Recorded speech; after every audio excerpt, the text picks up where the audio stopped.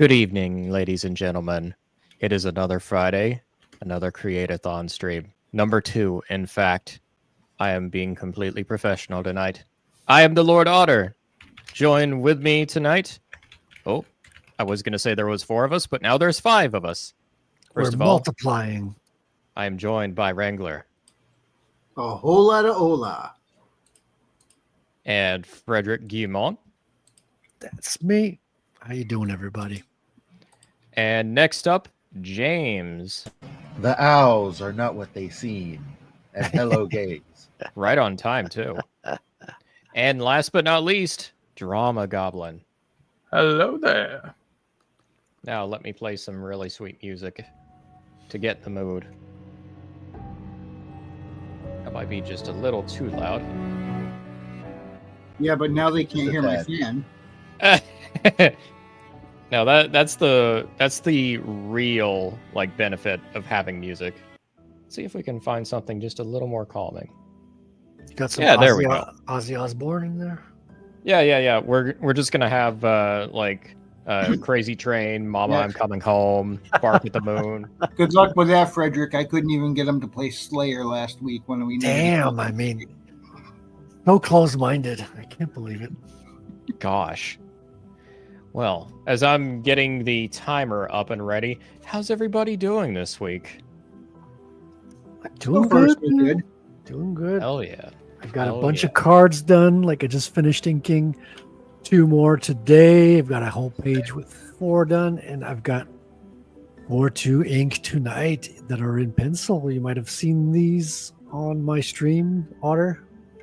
And Wrangler Oh yeah. and James. Yeah, let me go ahead and focus on you, not me. The Otters focus is in on their you now. egos. Ooh, Yeah. those So look really these- good.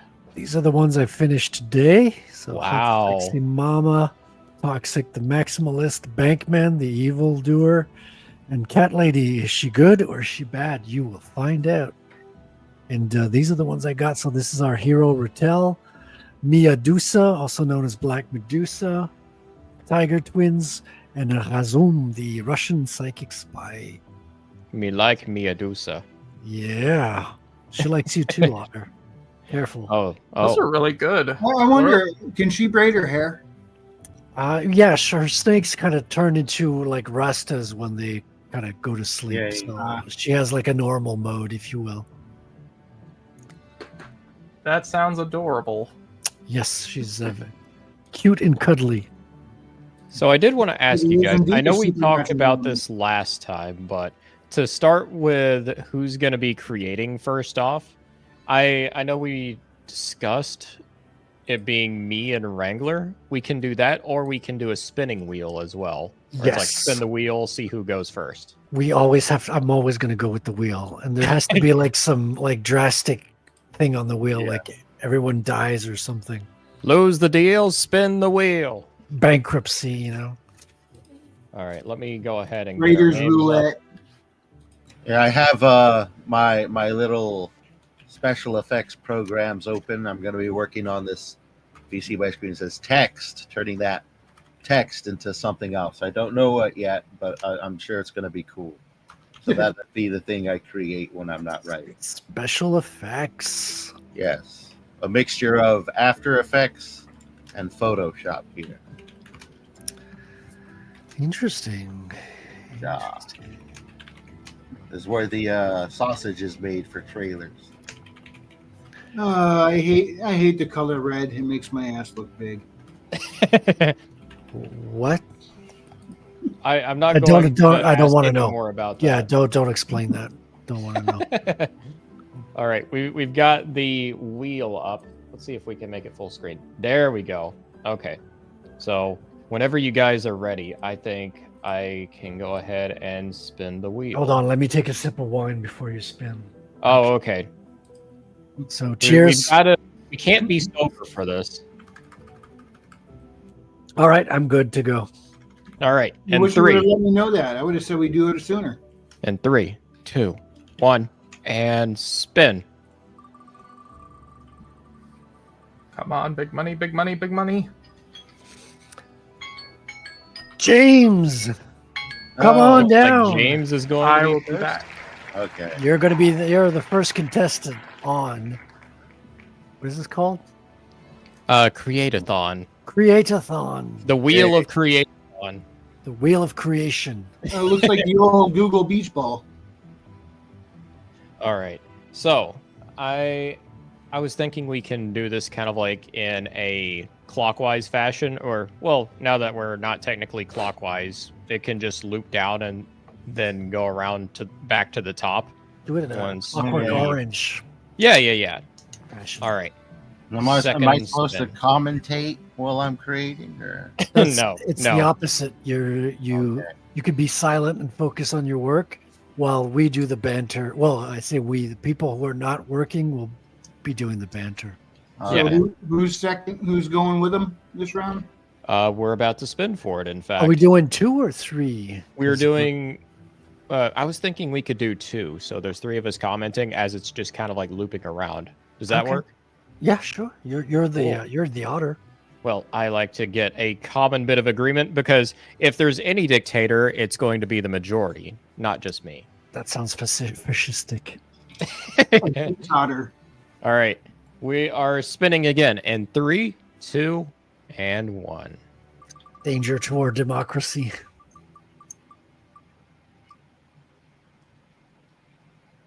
Drama Goblin. Ooh. Ooh, that's yeah. Democracy was a mistake. No. That was. Tell me about it. All right. So who's doing the double round this time?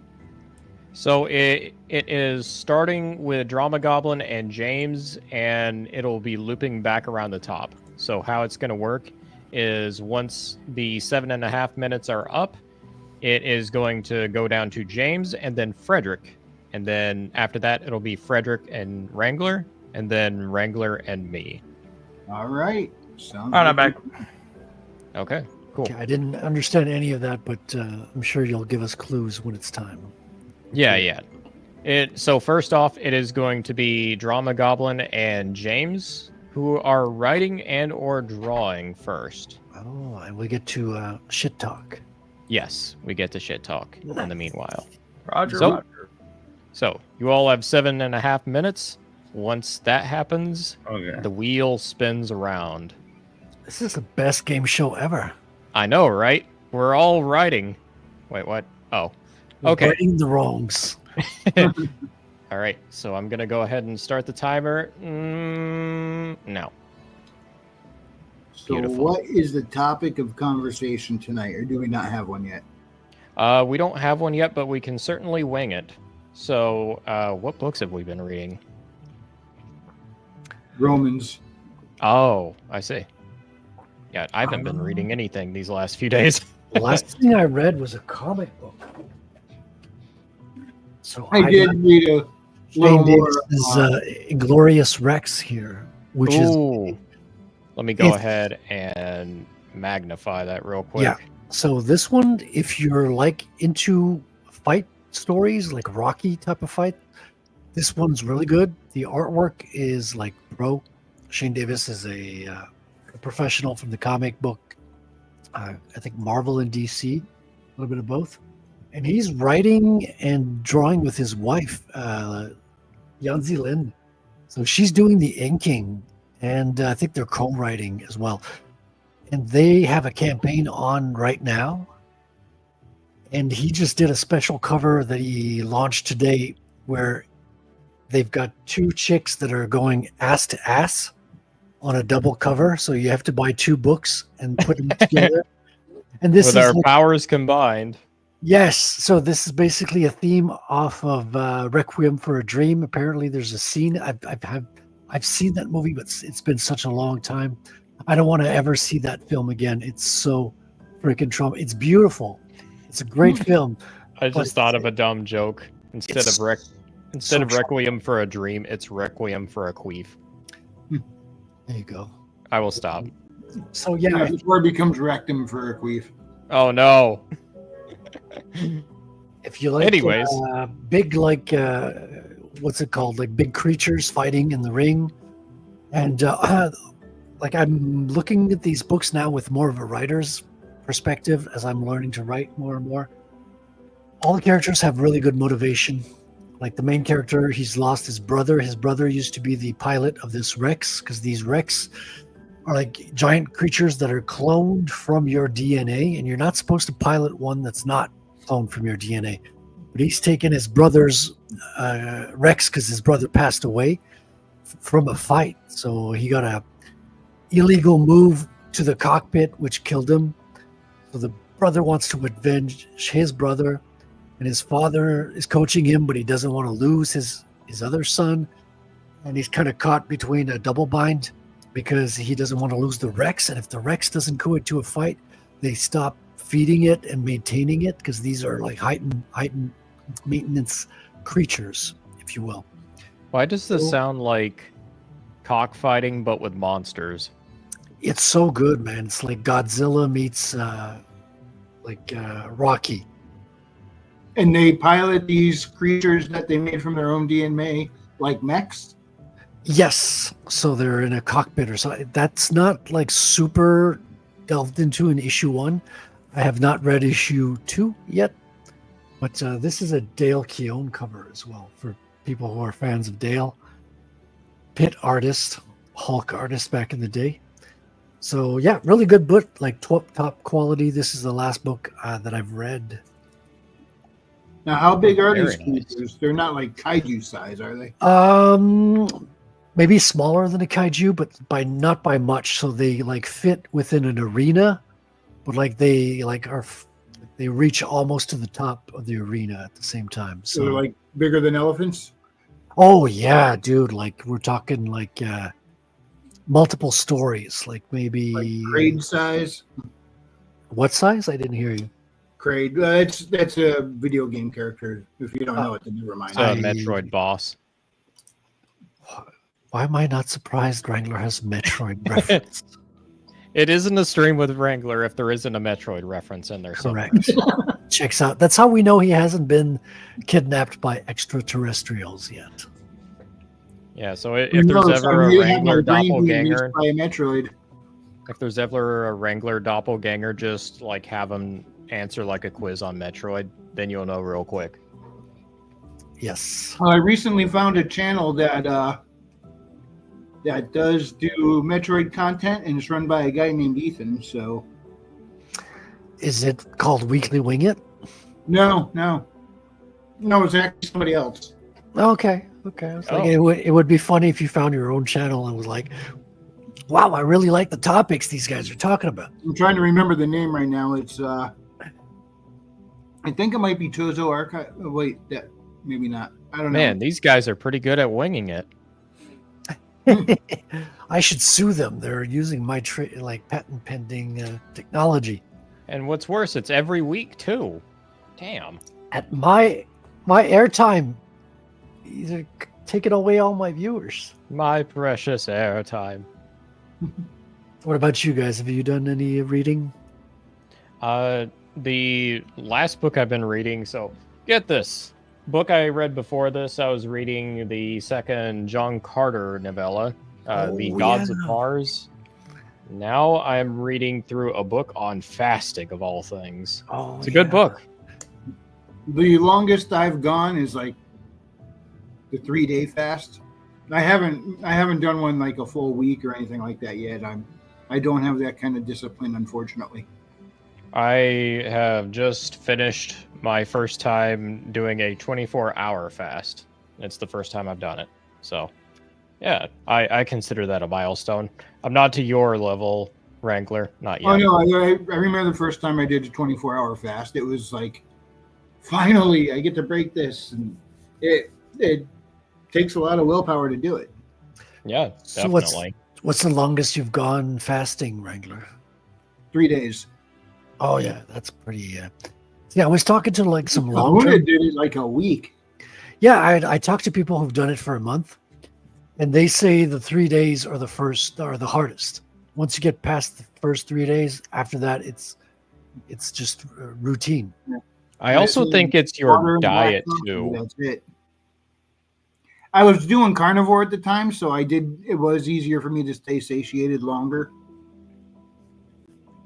I hear it's like if you're not doing like low carb or carnivore or keto or anything like that, it's much harder to do. Yeah, I'm on carnivore. because sugar, you get craving, you know. Right. Yeah, sugar's mixed bad, with, like, man. It's like sugar and like high carbs are like the worst. Yeah. Sugars are bad, okay? You wanna avoid those. Oh, there we go. We have a winner. Yep. We're done.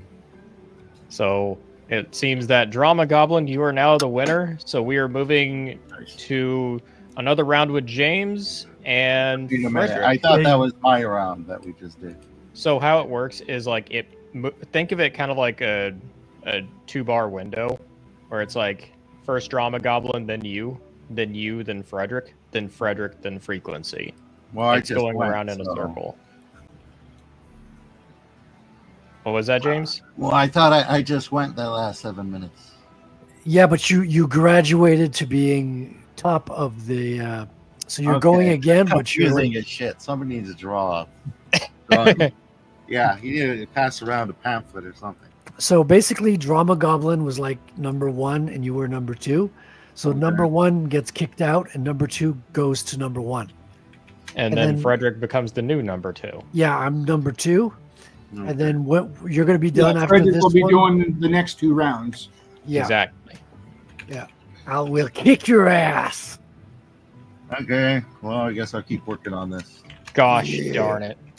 You want to see what I got so far? Yeah, Yeah. definitely. Okay. Well, if you saw it before, it was kind of just the black text on a white background. Ooh, So Ooh. this is what I've gotten it so far. Let me put this to full screen. Zoom in some. Just that so far. You've heard of don't text while drive ads. Get ready for an ad brave enough to contest the tradition with text. Holy shit. yeah. Is that the title of your new video text? That's just something I threw together for this stream. I'll probably just delete it when I'm done. All right. It's very And zen. with that, I'm going Was to go it ahead. was it playing on your screen on the screen there when I pressed play? Nope. Yeah. No, No, that's it wasn't. it was not. Okay, because Can we put that back up and double check that? I thought, yeah, Hold on. Yeah, we I, can double I check. thought the I gotta take a leak. I'll be back in smoke a was second. moving. yeah, because that's strange. Oh, I can share the screen. You Yeah, might be 'cause my- sharing the wrong window. No, I'm sharing the right window, but see, it's weird because it's frozen there. That drop down menu is not on here. Yeah, Just that's weird. interesting. Working on an animation, you can't even see the animation. Most concerning. Let me see. Let me restart a damn program. You know what? One thing I hate about Mac is the damn, what do they call that, utility bar that holds all your little icons here? It's either going away and never there when you need it, or it's stuck here and it's always plastered over your program so you can't see the bottom of your programs. Very annoying There on we go. Mac. Oh boy. Well, once Frederick returns, I think we can... I have returned. All right. I think it's now time to begin the timer again. Give me a So- moment. I need to restart my UBS or OBS. Should actually work this time. OBS is so problematic. I swear. Okay, there we go. All right. In 3, 2, 1.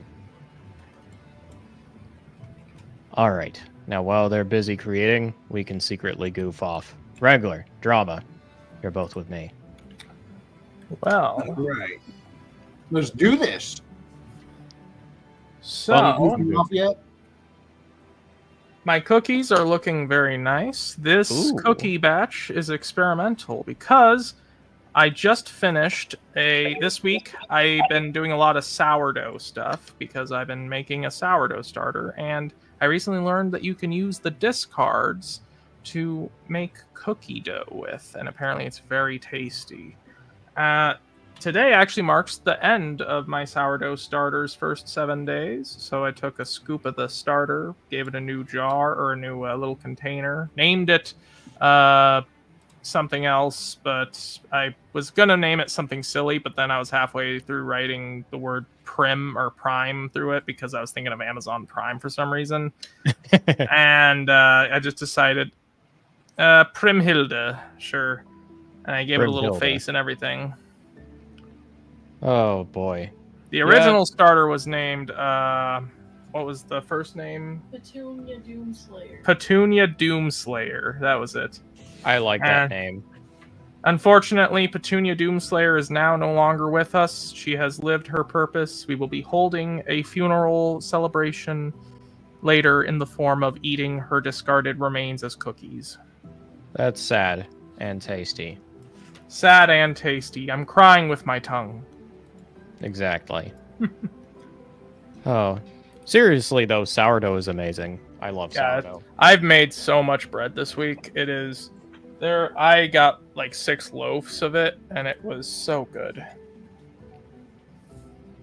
I like the fact that you've been making a ton of bread, whereas I think like Frederick and I are like trying to avoid bread. Frederick's like cutting it out completely. I'm just trying to keep it to a minimum. It's the little ironies in life.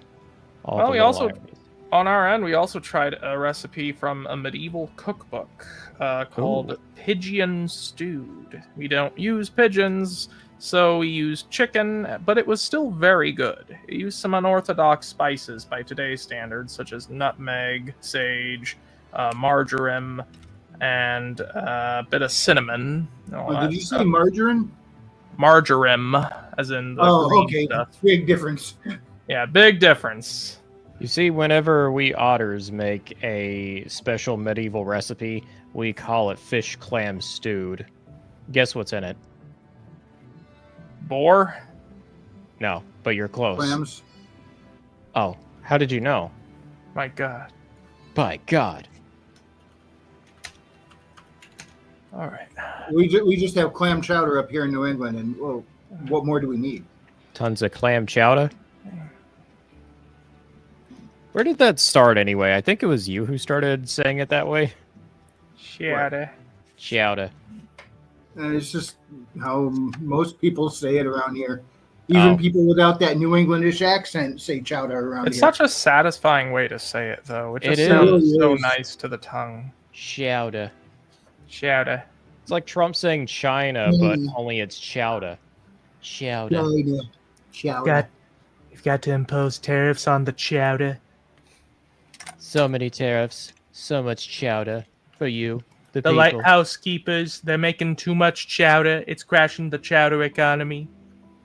It's Oh, the Sleepy creamiest, Joe. most buttery chowder you'll ever have.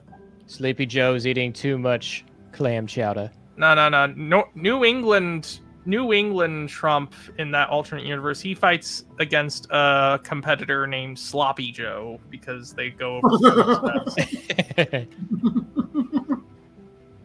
Oh, Sloppy Joe never knew what was coming. I did. Sloppy Joe, he says Sloppy Joe sandwiches are the best. I disagree. I think Trump steak chowders are the best. Oh, I love that this is like a whole creative stream and we're just talking about food the entire time. Yeah. Speaking of, I have to actually head out in 3, 2, 1, and I will be back. Back with more cookies. Cookies. Cookies. Cookies and coffee. Cookies and Well, coffee. I'm having coffee. Yeah, I'm having lots of coffee. You know, that's one of the nice things about doing sort of like the whole low carb or carnivore thing is like, to my knowledge, there's no restrictions on caffeine. So No. in fact, you're kind of encouraged to have like Yeah. coffee with like cream in it. Well, I drink it black. Well, And I got into that habit because black coffee does not break a fast. technically, so to my knowledge, cream in your coffee doesn't break a fast either. That will break a fast. Will it? That will get your body to secrete insulin. Really? Yeah, for whatever reason you drink black coffee, you don't trigger any insulin release, so you stay in a fasted state. Let me look that up, actually. But the cream most likely will trigger insulin. And I think I heard it from Thomas DeLauer's YouTube channel a few years back. He said breaking a fast is best to do it with a lean protein first, like a half hour before you eat anything else. But you definitely don't want to break a fast with carbs because that'll create an insulin spike. Where if you're going to have carbs, have the protein first, you get a little bit of insulin going, and then have the carbs afterwards, because that way it won't spike your insulin so quickly. I'm actually looking it up now. So technically it does break a fast, but seems that... Yeah, it's interesting. Just kind of looking it up right now. Honestly, that's what got me through today without eating any food, was just like cream in the coffee. Yeah. Well, black coffee does it for me too, and probably because I've been drinking it for years now. Hail Herman P. Hunters, the Lore Forge. Hail Herman. He's telling me to check my Discord. I have a box from you in my hands, by the way, right here on the desk next to me.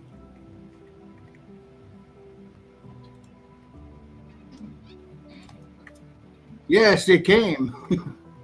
It did. Yeah. Do not come. I've got a cub. Oh. I ordered this on Tuesday, and it's here already.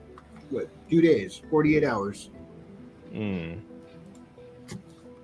I haven't opened it up yet, but it's right here next to me. Yeah.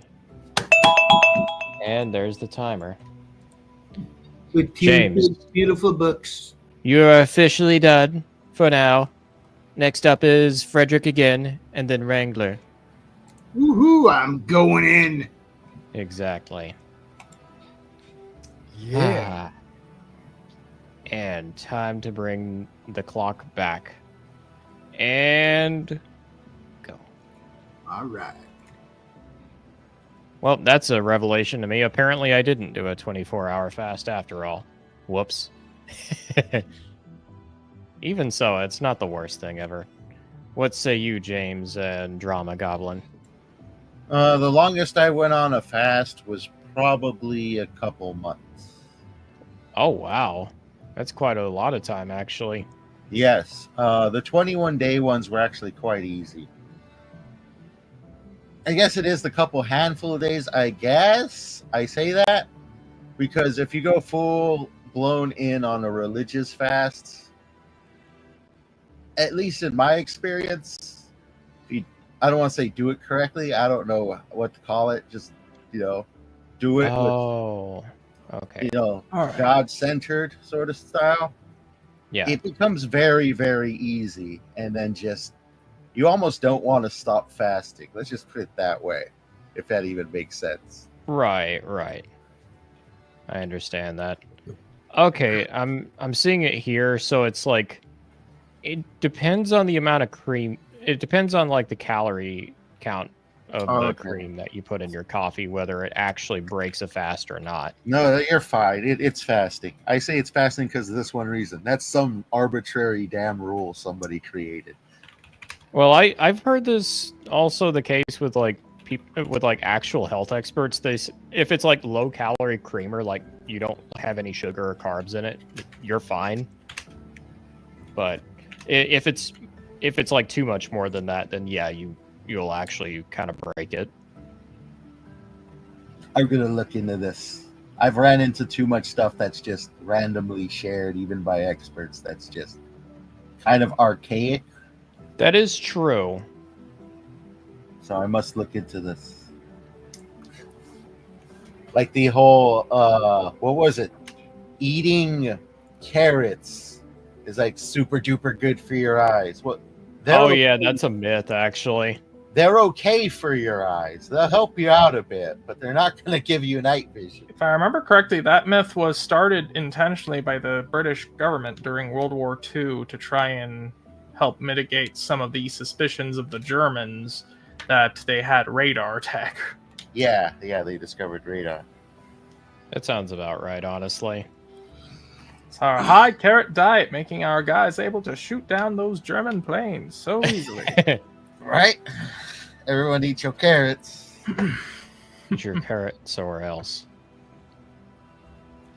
I'm Hey, also looking up a nutrition label of all freaking things. Let's see Yeah. here.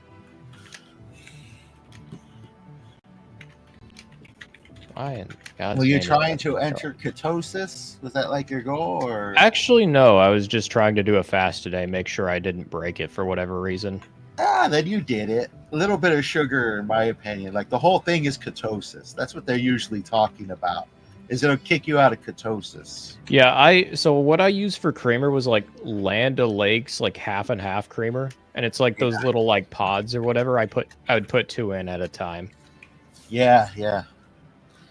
You're good. Liquid, man. You know. Yeah, Oh, you don't put too much calories in your liquid. It's not a fast. I think it's like 10 calories or something a tub or something like that. Fine. I swear. It's like those guys that complain your short story is too long. I know. It's like, man, this is only like 4,000 words. Boromir would have written 20,000 words. All right. This isn't a short story. It's a novella. Look, it's over that particular word count. Ah, what a world. What a world. And apparently a vela is also a thing. I didn't know this. Which at this point I'm just assuming somewhere around the culture of literacy, people were throwing things out there to see what stuck. There's so many like similar words for what is just like a few thousand words, really. And I gotta admit, like novella, why are we speaking Spanish here? What's up with this? Where'd this come from?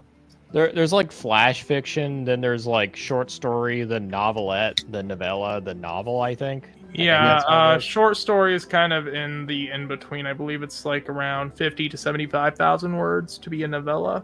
That's depending on who you ask. 50 to 75,000 words. I would generally agree with that. Yeah. Below that, it tends to range into novelettes or something. I've never seen much below that. That wasn't a web serial, so I wouldn't know. Even then, the definition is kind of hazy because, like, people talk about Robert E. Howard's writing, and I've heard every person say, well, Robert E. Howard's only written one actual novel, and that was Hour of the Dragon.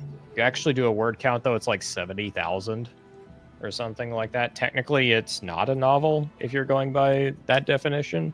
I mean, when I first looked into this, I checked like 8 different websites, and none of them had the exact same word count for what was they all like fluctuate. That's the thing. Yeah. It's all relative, it seems. I think what it is you look at the printed version and see how fat it is. There you go. There you go.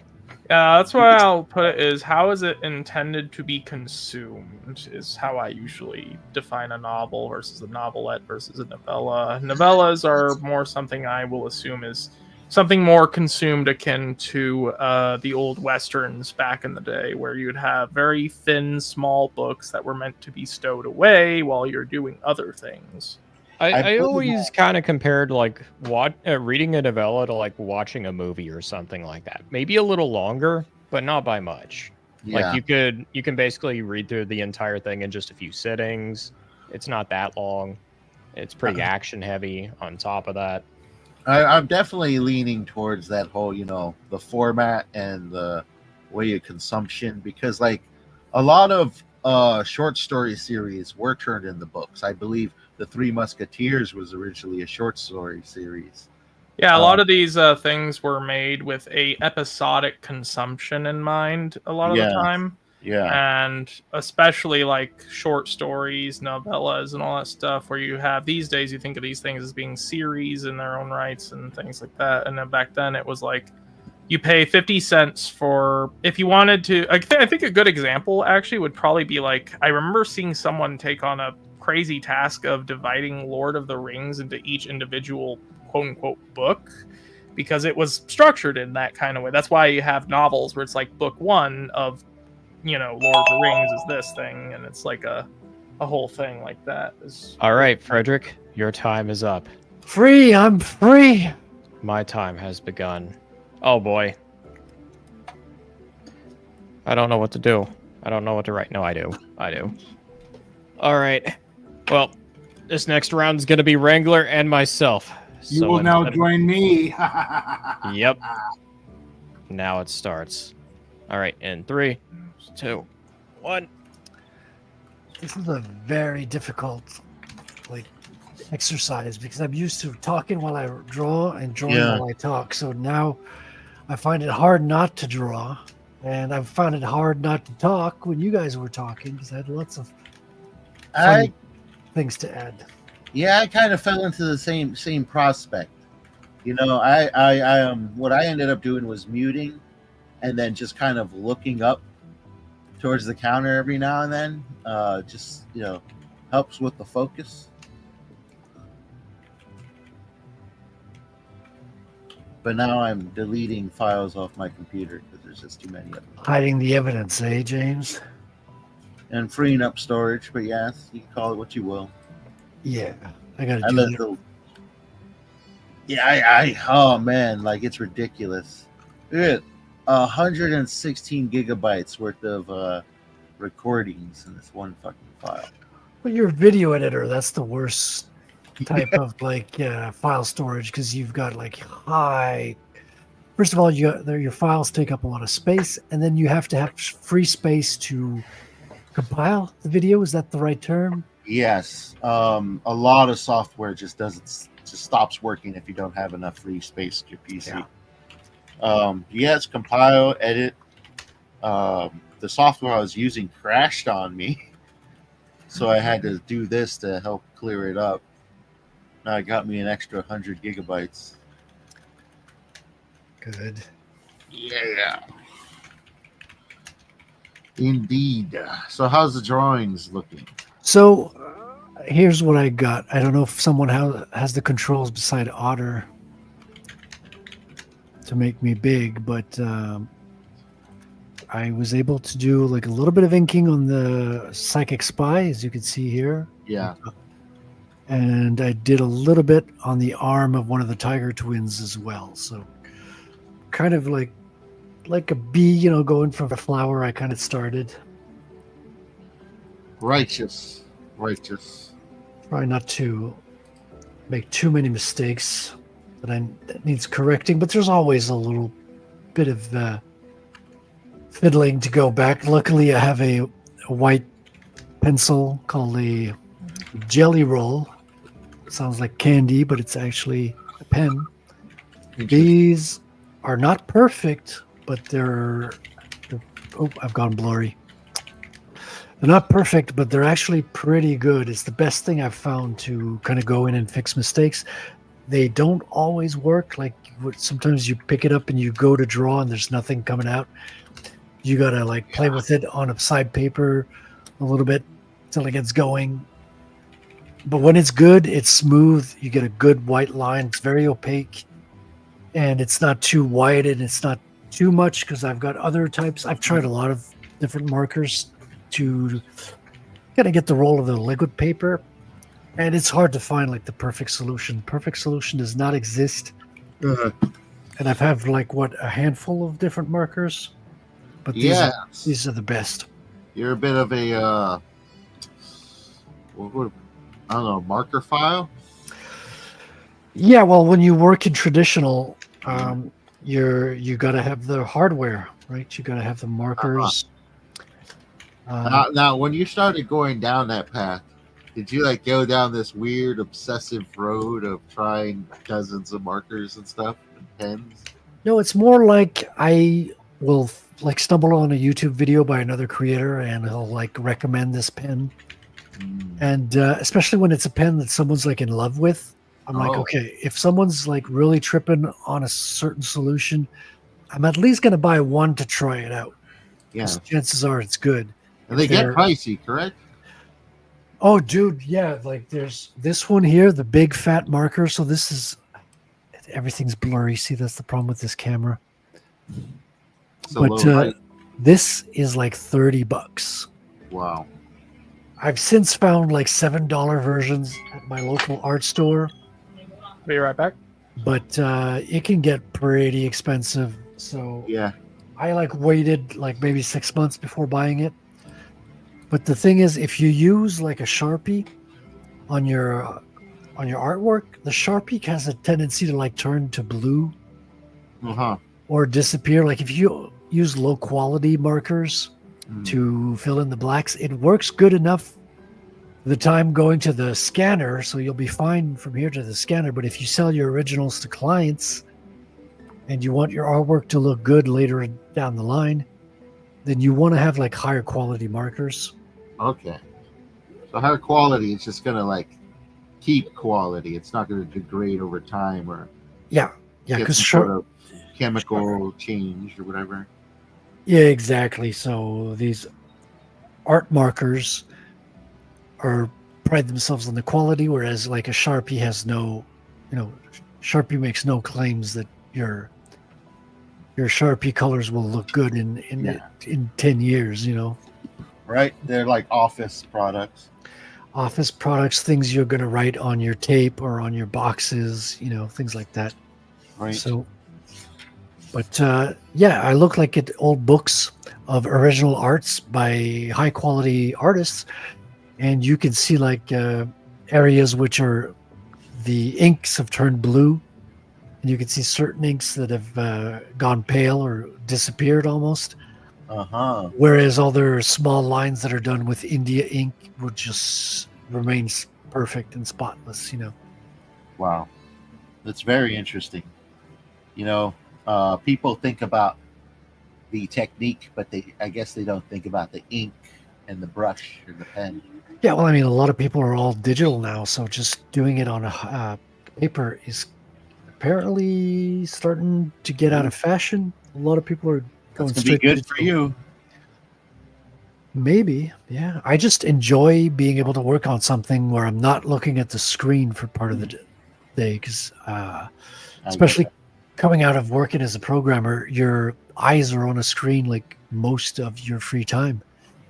So if you don't have sports or activities where you're just not on the computer, Mm-hmm. most of your day will be staring at a screen. So I just enjoy being able to look at just an artboard. Yeah, that's what old time radio has been for me to get away from the screens. I get you there. Oh, interesting. Yeah, you don't stare at anything. Lay there with your eyes closed. And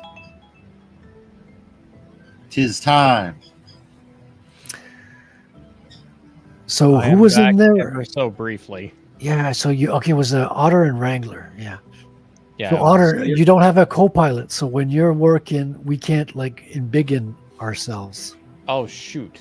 Let me see if I can get a co-pilot.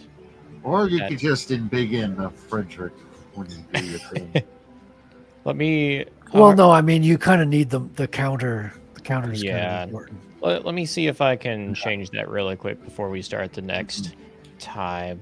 What this reminds me of is an episode of Futurama when Fry goes to robot insane asylum, and all the robots are sitting down eating lunch for 30 seconds, and then a clock goes out. One of them jumps up and says, "Change places!" They all get up and just run into other seats. But to hunt that clip down. Shoot, I know the setting is here somewhere. This might just be one brief second. Take your time. Let me see here. How to fly? Did you see that? Aha. Yeah, I saw it actually. Way to go, Miyagi. Yeah. Well, it wasn't with sticks. I don't care. It's still impressive. I've been trying to catch it all week. I've caught it twice, but I don't know why I let it go, because you don't know you caught it when you caught it. You're like, did I catch it? And then when you open your hand to check, it gets away. Unless it's buzzing while you have it in your hand, you don't really know you got it or not. Best way to check it is step outside and then look. Yeah, I'm on the second floor, so if I do that, I might not come back. If you step outside, you back. might need to use Looney Tune physics so you don't get hurt. As long as you don't look down, you can come back in. I mean, All right, Frederick. Very quickly, can you DM me your email so I can add you? Yes, sir. Yes, sir, Bob. Let me do that. It's not Bob, but you know what I mean. Okay, here is your DMU on the Discord. On the Discord. Here we go. Yes, I must speak French to remain in character. There we go. That seems to be my email. I man, see it now. you know what the best thing about the Muslim invasion is going to be is all the hot French women eventually moving to the U.S. You are now co-host. Wunderbar. So can I do this? Hey, lady, I don't got a baguette. I don't have control over that. Maybe I gotta log in and out or something. Let me. Yeah, try that real quick. Let me. Technical difficulties, ladies and gentlemen. We will get back to writing and creating in just a few moments after these messages. These messages include, man, isn't fasting great and terrible, but mostly great. You know, it's all like your mindset. A lot of the biblical stuff that I practiced Yeah, it over didn't the work. years. It didn't work? No, because I can't. Yeah, I can't even log myself back in. Really? Did you copy paste the email or? Let's try now. Try now. Okay. Yeah, I'm not getting any options. I made you an admin. For StreamYard, Yeah, for StreamYard. I think you can only have one admin beside yourself at a time at this level. Yeah, you can only have I one had to, admin per account. I had to remove Billy temporarily as admin so I could add Frederick. Do you have to do it before the stream starts? Let me try refreshing again. Maybe. Potentially. Well, if this fails, we can just wing it. You know, we're really good at that. Oh, we'll be fine. Yeah, no, I don't. You're back. I have no powers here. No, you have no power here. Maybe it only takes effect when you start a new stream or something. Probably. That's really annoying. You gotta still gotta swap me and Frederick. Yep. So, next up, it is. Oh, do I need to swap you and Frederick? Yeah, that Frederick is was- right. Yeah. There we go. All right. So next up, it is going to be me, myself, and Drama Goblin for the next 7.5 minutes. Are you Very ready, well. Drama? I am. All right. And 3, 2, 1. The writing begins. It has begun. All right, now we get to wrestle this show from Otter and take a hot frothy piss all over his time slot. Well, you can, I suppose. I'll be in the corner. You know, I thought of the most hilarious idea for an audio drama comedy, because I've listened to a lot of audio drama comedies, and the best of them use the audio to the fullest by drawing up magnificent images of imagination through the use of sound effect and filters. And what I thought would be hilarious, I came up with the idea in college, but now I'm thinking about it. Perfect for audio drama. Think of this: a single mother in the country with like 2 kids, and a fucking magnificent asteroid lands in her backyard. And as she approaches, she goes crazy as she sees this gigantic killer robot come to life. But the robot got damaged upon landing, as they always do in these stories. And it gets rewired to think it's her husband. And then she goes crazy and goes along with it. And it's essentially a giant killer robot playing the role of a husband in a comedy. That's crazy. Movements deep to give genuine conversation to kids. And it, but Is that, are we losing them just on my end, or is You fading out. No, you were breaking up there, James. Maybe you're. Oh, my doing some- bad. Yeah. Am I coming through okay now? Yeah. Yeah, you roboted out Okay, for a we're good. second there. Ironically, while Yeah. talking about robots, you roboted out. There you go. See, you getting some live performances. Maybe he is a robot. Aren't we all inside? Probably. Domo arigato, Mr. Roboto Domo. That's a strangely dark song. It kind of is, yeah. It's about what, like technical dystopia almost. Real dark. I guess you could ask 10 different people what that song means, and you're going to get 10 different answers. Well, I guess that's where the artistic flavor comes in. Very Lynchian of them. I jump back on the David Lynch train, and I'm finishing up Twin Peaks right now. Yeah. Yes, so far so crazy. Season 2 gets way more paranormal. Yeah, I don't even count season 2 as part of season 2 was added way late in the Yeah. game. Because we only had season 1 for like 10 years or something. I forget how Yes. long it was. Oh, and And the movie. There's the movie as well. Like usually it's season 1, then the movie. Uh-huh. Well, season 2. I mean, season 2 did have the death of like Laura Palmer's cousin, I believe. And that was really riveting television.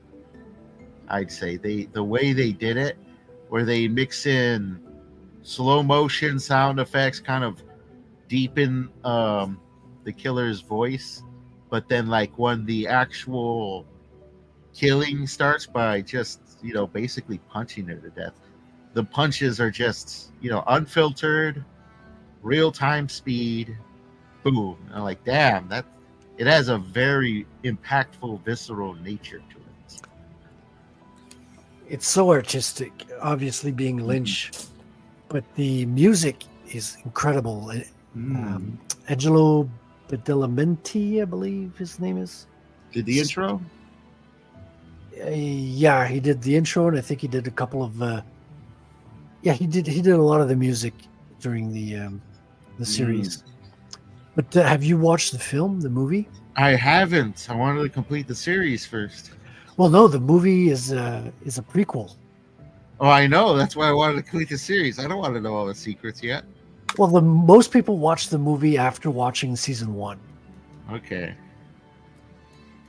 Kind of avoid season 2. There's some cheesiness in season 2, like because season 2 was done like recently. Yeah. Well, there's season 3 too, which Wait, they did a season 3? Yeah, you know how Cooper said he was an old man 28 years later? Well, 28 years later, Lynch said, all right, we're doing season 3. Let's do this bit. Oh, maybe I'm mixing up. So did season 1 and 2 come back?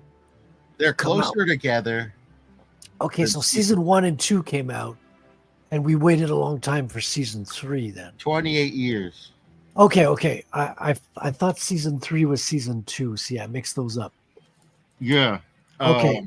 Well, then you should watch the film before you watch season 3 then. I'm planning on it. Because I think I got all the answers. And we spoke, well, you speak about this. I told you, like, they're talking about how the show went downhill when the killer was revealed, and Lynch never wanted to reveal the killer. He wanted the killer to get away, which, thinking in my head, that would have been like an amazing ending to a show.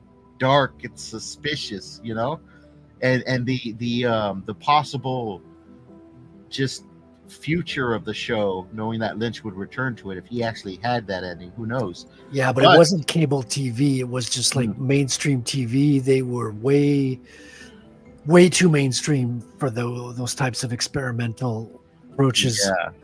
Yeah. And the producer who ended up having his way and essentially forcing them to do the act that they said basically derailed the show was none other than Bob Iger.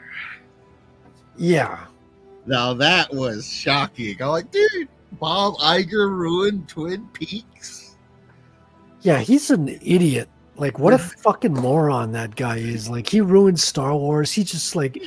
Oh my God, you're right. He ruined Twin Peaks and Star Wars. This guy's a weatherman. He's a weatherman who made his way up to become CEO of Disney. Like, what a joke. Wow. Some people have too much power and have no reason for being in power. Yeah, Like, that's funny. no artistic understanding. No, it's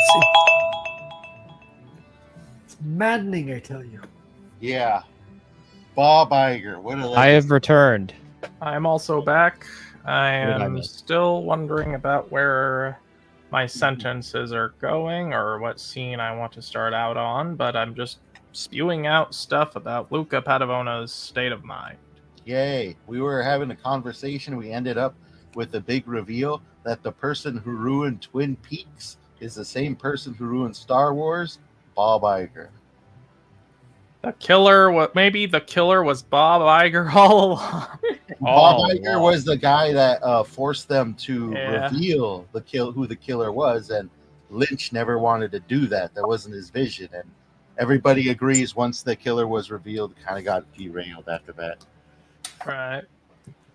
Yeah. All right. The new round starts. Now it is Drama Goblin and James. All right. I get writing. And go. Round White. one. Fight. Frederick, you and I had the exact same train of thought. Yeah, we need the Mortal Kombat song next time. Din, din, din, din, din, din, din, din. You know? You also need to give me that Sabrina clip. I'll just play that for morale boost, you know? Yes, but you must climb the top of the mountain so that I can ritualistically hand you the Sabrina clip. Oh, okay. There is It's worth it. yeah, you don't just hand that out on the side of the street, you know. It ain't that simple. It's like a rite of passage. You have to do a 1 month fasting. Oh, no. Well, it is for Sabrina, so it's still worth it. It's totally worth it. Yeah. I kind of found that this chick here was kind of inspired by Sabrina in her pose there. She's got a little bit of a, you know, boys, boys, boys. The one on the right, not the She one on the does. left. She does have like the really short shorts to back it up, you know. Yeah, The Daisy Dukes. yeah. The cat lady is not so much. You It's know. like Velma with Alzheimer's. Yeah, that's not a bad way to see it. But she's got like two totem animals protecting her. So you definitely have a supernatural element to your world then, huh? Yeah, for sure. Man, I wouldn't have noticed. Normally the Medusa would have given it away, but I was distracted. Well, the Medusa chick, she's using the voodoo powers. So yeah, there's psychic spies, voodoo powers, and a little bit of, you know, like intelligence intrigue a little bit. She's And, doing the voodoo that you do. cyberpunk. The power of voodoo. Hoodoo. You do. You remind me of a babe. Yeah, so David Bowie's in there as well. I got everything on her. Everything. Everything. Dance magic dance. Now I want to watch. Now I want to rewatch the why am I saying The Shining? Labyrinth. Why did I say The Shining? I have no idea why you said The Shining. You I might don't know. want to, consult therapist and see, go into deep, maybe a hypnotist. Therapist, I'm afraid I might have Stephen King-itis. Oh, that's a very grave disease. How well do you think the Goblin King could survive Stephen King's universe? Or would Stephen King's universe survive the Goblin King at sometimes? You gotta wonder. My Goblin guess King- is the Goblin King would be swayed by Randall Flagg to just destroy the world. I figured he'd kind of shuck and jive and just kind of like take over a lot of stuff. Because he doesn't even survive his own universe, the Goblin King. Like Jennifer Connelly, like totally owns him by ignoring him towards the end, and then Just she has, like an army of That's his one weakness. Entitled rich teenage girls. yeah.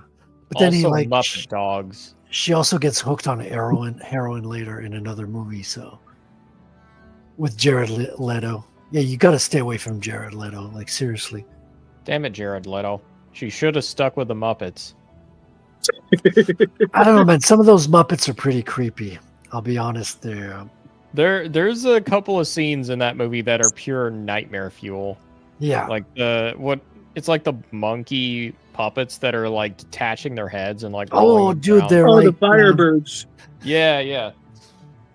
they're like Yeah, those guys. foxes. They look like How about all the hands in that vertical shaft that come together to form faces and talk to you? Yeah, but they were feeling anxiety, Wrangler. Okay, so that's why they were feeling up Jennifer. They're just misunderstood, okay?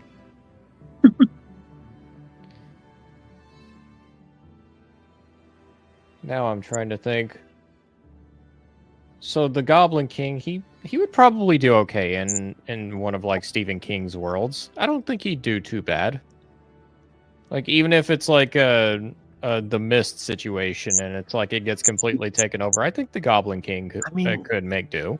I think How do you think Steel and the Stormbright would do against Pennywise? the bad guys have an advantage. Against Pennywise, they could probably manage. Maybe not Steel, but Stormbright certainly. Don't baddies have an advantage in a Stephen King world? They do. Well, here's the thing. A lot of the disadvantage that the heroes have is usually comes down to daddy issues. That's a big problem. Either that or psychic powers, one or the other. Don't I forget think Haley- alcoholism. I think Haley could handle Pennywise. One of the Alcoholism things is about another her one. being an empath is she could stop others from picking up her, feeding on her emotions. She can block that. So even if she's afraid, she could shut it off from him detecting it. Also, I would never want to be in one of Stephen King's books because Stephen King is one sadistic motherfucker of a writer. Yeah, he is. Oh yeah, Maximum Overdrive and those Little League teams. Oh man. not counting there's borderline snuff and illegal stuff. Yep. I remember. I know. I've never read much of it, and I'm glad for it. Peppermint Farms. Officer, you gotta help me. There's a bunch of kids down here. I was just eating some children when all of a sudden, oh God, the fat one's taking off his pants. This is indecency, officer. You need to arrest them now. I still want to Tell me where see you Happy live, Gilmore in an It In the movie. sewer. The whole reason I want to see Happy Gilmore in an It movie is just because of that scene where he was training on a miniature golf course and he got pissed off at the end. He goes, "You're gonna die, clown!" I'm like, yeah, that's it. I want to see him go after Pennywise now.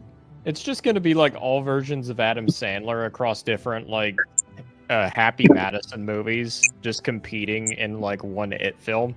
It's gonna be like Waterboy is like the first victim. He's like, "Are you my friend?" And then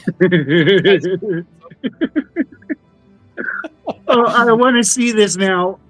And that just ends with little Nicky killing Pennywise easily.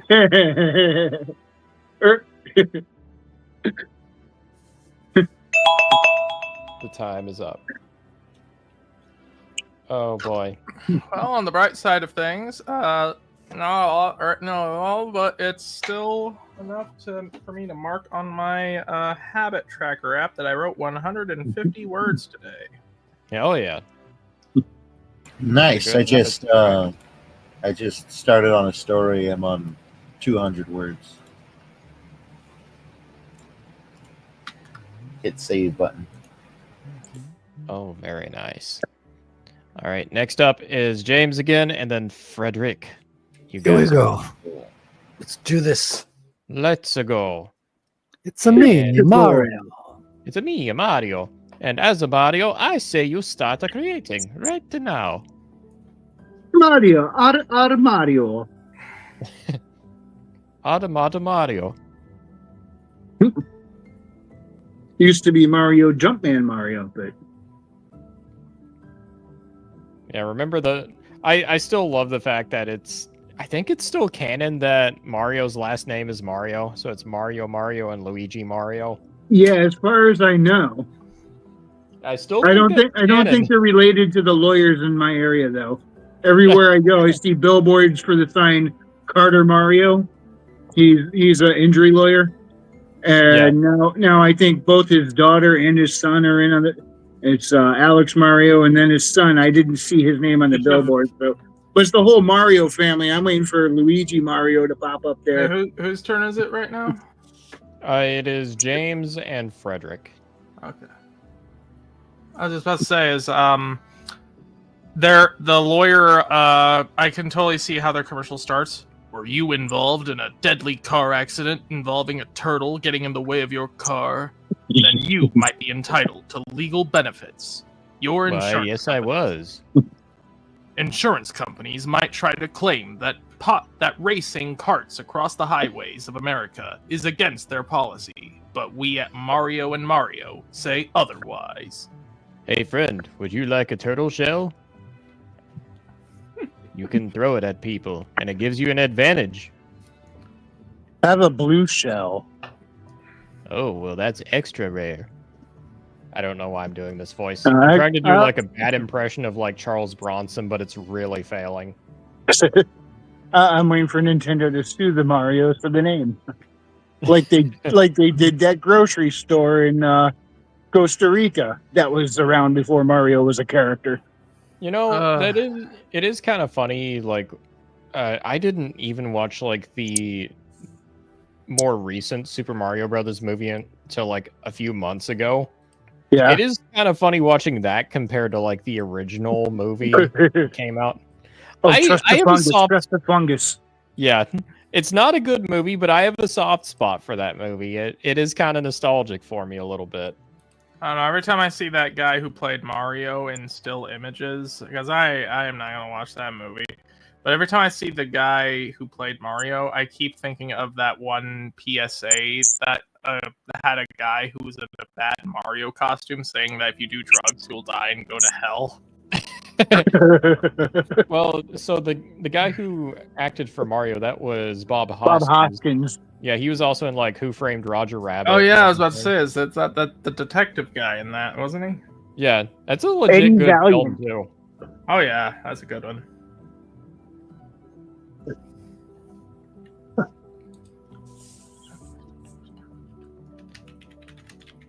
You were saying something, Wrangler? Now, if they made Who Framed Roger Rabbit today, I bet you all the oversensitive Twitter folks would go nuts on it because of Jessica Oh, yeah. Rabbit. Like, you can't do that. You're objectifying her. It's like she doesn't really exist. I mean, come on. Yeah, you get to why am I blanking on the character's name? Betty Boop. Not Betty Boop. Like Roger Rabbit's wife in the movie. Jessica Rabbit. Jessica Rabbit. Jessica Rabbit. Oh yeah, like if she was in a movie today and it was like her first appearance, people would go nuts over it. Like the Twitter mob would be after it. You would not be able to hear the end of them calling everybody gooners. Yep. Collective Trying to- shout would have a collective heart attack. One makes one think if they even know what that word means anymore. I personally believe this. Whenever somebody tries to attack the internet and call them all gooners, the internet retaliates in a major way. That's one thing I've noticed over the last year or two. Yeah, but collective shout is definitely something nasty because they start off saying something that sounds reasonable and then they go about it in such a shady, underhanded way. It's like, you guys realize you're being used as pawns to get things passed to be used for other purposes? Yep. But yeah, I mean, what they were complaining about technically didn't exist because they were saying that they were portraying things that were absolutely horrible in video games, and they were being aimed at 12-year-old kids. Which one? They weren't. Two, a lot of things they listed weren't in there because it's illegal, and if it's illegal, it wouldn't have been on Steam to begin with. You know, Yeah, it's just moral. It's just moral puritanism, just moral puritanic bullshit. Ugh. That's why so many people are calling what they're screaming about a Trojan horse, because then you got to remind people these are the same folks that defended cuties while complaining about pixels of a character in a video game that doesn't really exist. Yeah, it's like- and this is a product of the culture war that I've even seen shift sides too. It's like I've seen both the left and the right argue for this, and I'm like, guys, are you Collective sure this is shout what you want? that unification of the worst of both sides. Yeah. I don't even agree with, disagree with what Collective Shout says about these things are bad on an objective moral level. I agree with you, but what you're advocating for is so much worse, and it's going to bite you in the butt so hard. There's a big difference in between saying something is bad for you and then saying this is bad for you. Let me take it away for you for your own good. Yeah, they claim to be a Christian pro-life organization that is trying to protect girls, yet they applauded cuties. And another thing is, Christian morals say, don't go looking at some of the stuff. Sure, but are you forgetting that forced compliance does not equal repentance? You need to reach them, not beat them over the head. People don't understand that, though. People want to quote unquote win arguments. They don't want to convince people. They want to feel good about themselves. It took me years to realize that. I would lose arguments. I'm like, but he didn't prove his point. Why is he so happy? In fact, later on, he was proven wrong anyway. He's like, it wasn't about convincing. It was about a battle winning. of ego. Yeah, it was about the winning, not the convincing. That's why I always lost. I was arguing to convince, while they were arguing just to get me to stumble over my words and look the fool.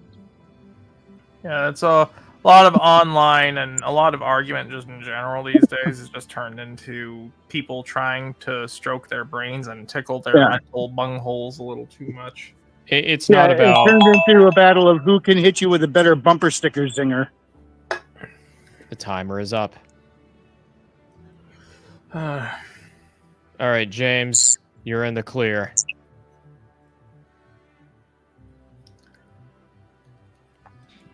Well. Oh, I'm up, aren't I? Yep. Ooh. Next up, it is Frederick and Wrangler. I will take you down. I will destroy you. Precisely. All right. Timer starts. Right, you. In 3, 2, 1, go. You should always be cautious of angering artists. They can draw you pregnant. This is one thing I've also noticed about joining the indie community. Don't get me wrong, everybody here is cool. I've seen a lot of an artist or a writer or a creator can have 0 accomplishments to their name, but whenever you see them get into a fight on the internet, they act like they're king of the world. And I'm like, okay, you're acting like you're this super accomplished person, even though you've written 0 books, you have no art. What? Wait, why should I be listening to you again? Because they watched every episode of St. Elsewhere. Because it's my opinion and I'm right. No. Though I will say, I don't go into the Twitter comment section without my trident. I've learned to distinguish which comments are bots pretty quickly, because they'll always try and steer it into something that tries to make you mad. I've had that happen a couple of times. There is a frightening amount of bots out there, that's for sure. Every time I've talked about, I've shared, the art piece that I had Corey Barton do for me, it was, it would be within, an hour or two. And this happened on, 2 or 3 occasions. It would be, some account with no mutual follows and, a grand total of, 40 followers or something. saying like, "Hey Otter, you're a gooner for posting this. You're posting prawn." And next time, I'll just be talking about something random. They're like, "Hey Otter, you remember when you commissioned that other artist for that prawn picture?" I'm like, I look at the account, no profile picture, like basic name. I'm like, yeah, this is a bot, isn't it? Most likely, man. They're tools for destruction, and unfortunately, like, whenever people were talking about online discourse, they never try to bring in the fact that half the people joining this discourse aren't even real people. Yeah, really. Yeah. Well, that's the thing. I've seen, and maybe this is just a byproduct of social media. I really do think that's a lot of what this is the fact that you have a lot of discourse online where it's like people have very strong opinions, but none of them bother to question their own thoughts. Their minds are already made up. This is not a debate. This is just my opinion beats your opinion here. Let me beat you over the head with it. Uh-huh. Well, it's mainly just an extension of the YouTube comment section, really. Pretty much. It really is. Mm-hmm. Those are not as terrible as two that I have learned to unfollow, and that's those who continuously post about their emotions, or artists or writers who only use the platform as like a progress diary for their work. It's like, got up, finished number 500 words per chapter. Like, that's all you post? Like, yeah, I'm out of here. I'm sort of the disposition where, like, don't get me wrong, I know it's like most accounts will indulge in a little bit of drama here and there, but whenever it's an account that's just nothing but drama, I'm like, yeah, unfollow. I don't want to. Yeah, I try not to get too much into drama type bullshit or anything like that on my account, because I try to keep that relatively contained to my other profile, Drama Quama, which is a different thing. That's my personal account. Drama Goblins is like a thing I break the rule occasionally, but I am getting better at not breaking the rule. The Drama Goblin hates drama? What's this? I like drama when it's related to things that are relevant to my craft. I've been in a few different circles now, between being in the indie scene, being in Iron Age, and also being within the TTRPG scene. There is drama in all sections of it, and almost all of it is petty shit too. Speaking of petty shit, in my current thing here, I'm thinking chapter 1 might not work so well just going right to Luca. Maybe a prologue where we see the kobolds in the middle of an adventure that's going wrong. Something akin to like the Star Wars. You start with the Darth Vader capturing Leia and the plans getting transported off of that ship kind of thing. Oh, dear. Sure. What do you guys think? What do you guys think? I'm not sure where the scene should go in this regard, or what would be a good opener to this. Is this just your first draft or something? Technically second, but yeah, more or less. It's I'm trying to figure out what I want the flow of ideas to be. I will be. This is going to sound really stupid coming from me, but trust me, I swear it works. If you've got an outline in place, I think that is like one of the stronger things you can have if you're writing like a novella or a book. But if you don't have anything written down, like you don't have a complete draft, I really just recommend like writing until it's done. Don't look back, just write. Fair enough. Because it's like the more you try and go back, the slower you're going to be, and the more likely you are to quit. Right. You can always fix it later. True. Well, at the very least, I've managed to write at least my minimum words per day. Yeah. It's a good achievement. If I meet my 150 every day for 7 days, I can increase it to 250, and so on and so forth, or 300 technically. Yeah, having a small goal like that is a great way to get started, and Consistency is what matters. Hey, that's how I did it back when I was working at Starbound HFY back in the day. Yeah. Now that's a thing I will get. Like I will get like that's the thing I will get kind of like that with in regards to things is talking about short story publishing through things like that and all that internet story publishing, because that was I will proudly say that I did get published via Starbound, which That's is cool. always something very nice. Very nice. I get Way published back. all the time on Substack. It's got this button and everything. I'm my own publisher. But it's also one of the reasons why I will say that whenever it comes to generative AI in a workplace environment, I will always be very about in regards to my inputs on that. All right, the timer is up. Frederick, you are free. Yes. And I am now chained to my desk. I must write. Yeah. How dare I? Wrangler, at least you're here with me. My back is Oh, killing sorry, me. I I think I'm gonna lie down and stuff. I will see you all. It was fun doing the writing stream thing. All right. I have Yeah. to head out though. All right. Bye-bye. Well, you have God a good bless. one, man.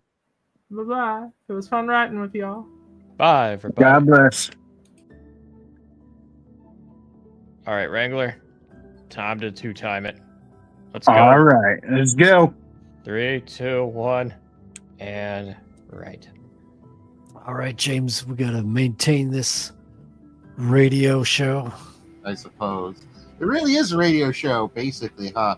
Minimal graphic show. That's right. We're a minimal all- graphic show, It's all voice entertainment, right? question, conversation. And in creation at the same time, maybe some sobriety. Who knows?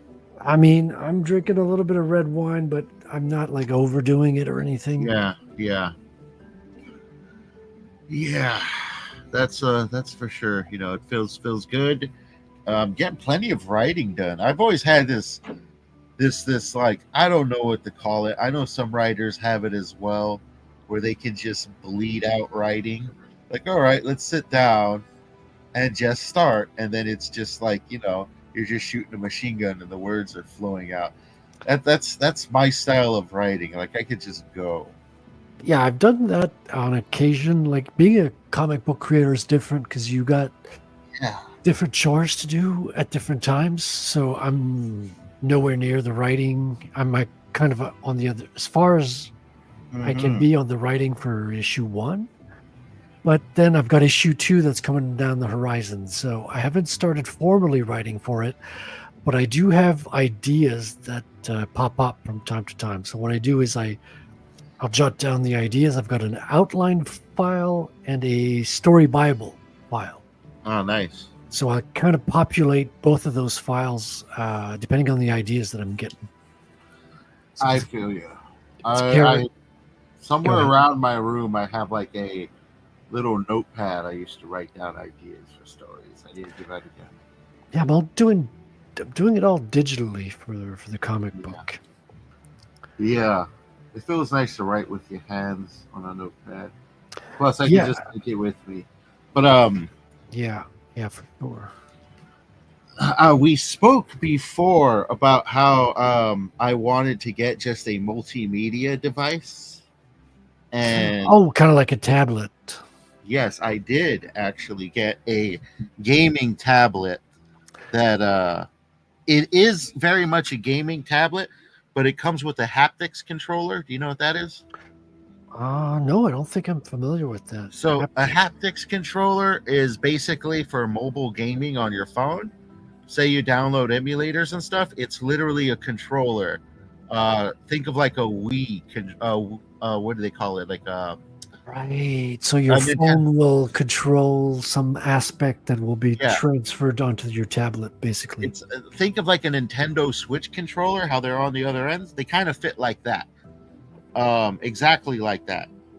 and I picked up one. It's called a Razor's Edge gaming tablet, but it's very much made for Android-based gaming and multimedia and illegal emulation. Because Okay. as soon as I opened it up and checked out the files, it had like the pre-installed stuff. It didn't have them pre-installed, but it had their icons there for all these emulators meant to run Xbox, or not Xbox, like PlayStation 2, original PlayStation, Nintendo, all those emulators. They're all there. All you had to do is click on them and then download from the Play Store. Oh yeah, I used to do Mhm. Nintendo, Super Nintendo, Genesis emulations on my Linux boxes, Oh, and yeah, even like on a MacBook at one point, I had that Genesis emulation for some Shadowrun game that was apparently very good, but it was only on the Genesis. So I was like, all right, let's download the emulator and try it out. Yeah. Now I've got the Steam Deck, and that's got me pretty busy with everything. legit computer games. Yeah. So I'm discovering that world. A little bit late to the party, but damn, it's good to be late to something like that, because you get everything is fixed. It's cheap. You get the DLCs for 99 cents. Yeah. Well, yeah, that's the thing, is if you have enough games to keep you busy, then you just create your wish list and you buy stuff when it gets on sale for 85% off. Yeah. Dude, I bought a game for $1.25 last week. Damn, nice. I picked up a trilogy of games that I had. They were like some of the very first games I played in the early 2000s. Picked them up again for like $1.50, 3 games. Yeah. It's like parking is more expensive, just to put it into perspective. So you're like, it's kind of a no-brainer. Don't park your car. Park your ass on the couch. There you go. There you have it. And Yeah, the one I'm playing right now is was a recommendation of Billy Bob's. Yeah. So Assassin's Creed 4, which is more of a pirate game than an Assassin's Creed game, but it's so good for the soul. There's something jovial about that game. Like there's something really heartwarming about the pirates on the sea singing sea shanties. That puts a smile on my face. Right? It's charming. It's got a charm. Yeah, for sure. And it's piqued my interest for the rest of the franchise. I'm sorry to hear that, but all right. Yeah, well, I've been diving into loads and loads and loads of reviews. So people have been ranking the game. So they rank it either a general overview of the game, or you can rank it on one of the specific aspects like story, stealth, fighting, and parkour, which is very important in the Assassin's Creed franchise. Yes. It's so surprising to see how varied those rankings are. There's 1 or 2 games that are always at the same end of the ranking. Like Valhalla is always next to last, which for me is even worse than being last, because the last in one person's ranking will be the other person's best game. So there's something about the last and first that switch up a lot, but the next to last is is really the worst one. That's why you never drink the first or last shot. So everyone's got the next to last, as with Valhalla for some reason, which seems to be very good for graphics, but very bad for a lot of the other metrics. I know one thing. No, go ahead. Sorry. Oh, no, go ahead. You can interrupt. Okay, because I was going to slightly take it somewhere else towards, what would you call it? I guess video game, that whole video game movement. But not necessarily like keep your games, but just keep them from disappearing. Oh, yeah, the don't destroy games or something, like don't kill games or, Yes. Already? Now y'all can mindly join the conversation. I was about to make a magnificent statement that after going through emulators, I realized there are many games out there that only survive through emulation or rare, extremely rare ownership of physical copies, because a lot of games are just there they're exclusive to these consoles from years past. Like There's most people slowly don't becoming know. abandonware. Yeah, most people don't know that there is an exclusive Dead Space game only for the Wii. Oh yeah, Dead Space Extraction, wasn't it? Yes, and it's actually pretty good, which is kind of funny. But the Wii was perfect for those types of titles. Yeah. Yeah, It was like a rail shooter. I have an abandoned game in Wolverine Origins Mm-hmm. on I downloaded that. So on the computer, you can't buy it on Steam. There's, I think, legal reasons for that. Oh, So you can only get it illegally. Well, it's quote unquote. I don't know if it's illegal, but you can't purchase it. So you have to get it. Yeah. Some second. games just cannot legally be sold Yeah. at all. It's weird because rights got split. one So of the games I grew up with, I can't even find anymore. I know what it is. You can look. Good luck. It doesn't exist. It's got the disc. Which All right. game? You broke up a little bit there, James. It's a Half-Life 2 mod called The Gunman's Chronicle. I honestly haven't heard of that one. It's pretty old. It's like Windows 90, 98 old. Oh. Yeah. All right. Well, it's time to start the timer again. James, it's you and me. All right. Let's get All some right. writing done. Let's do this. that means now we got to think of words to say, Frederick. Well, it's not too hard. I've always got something to say,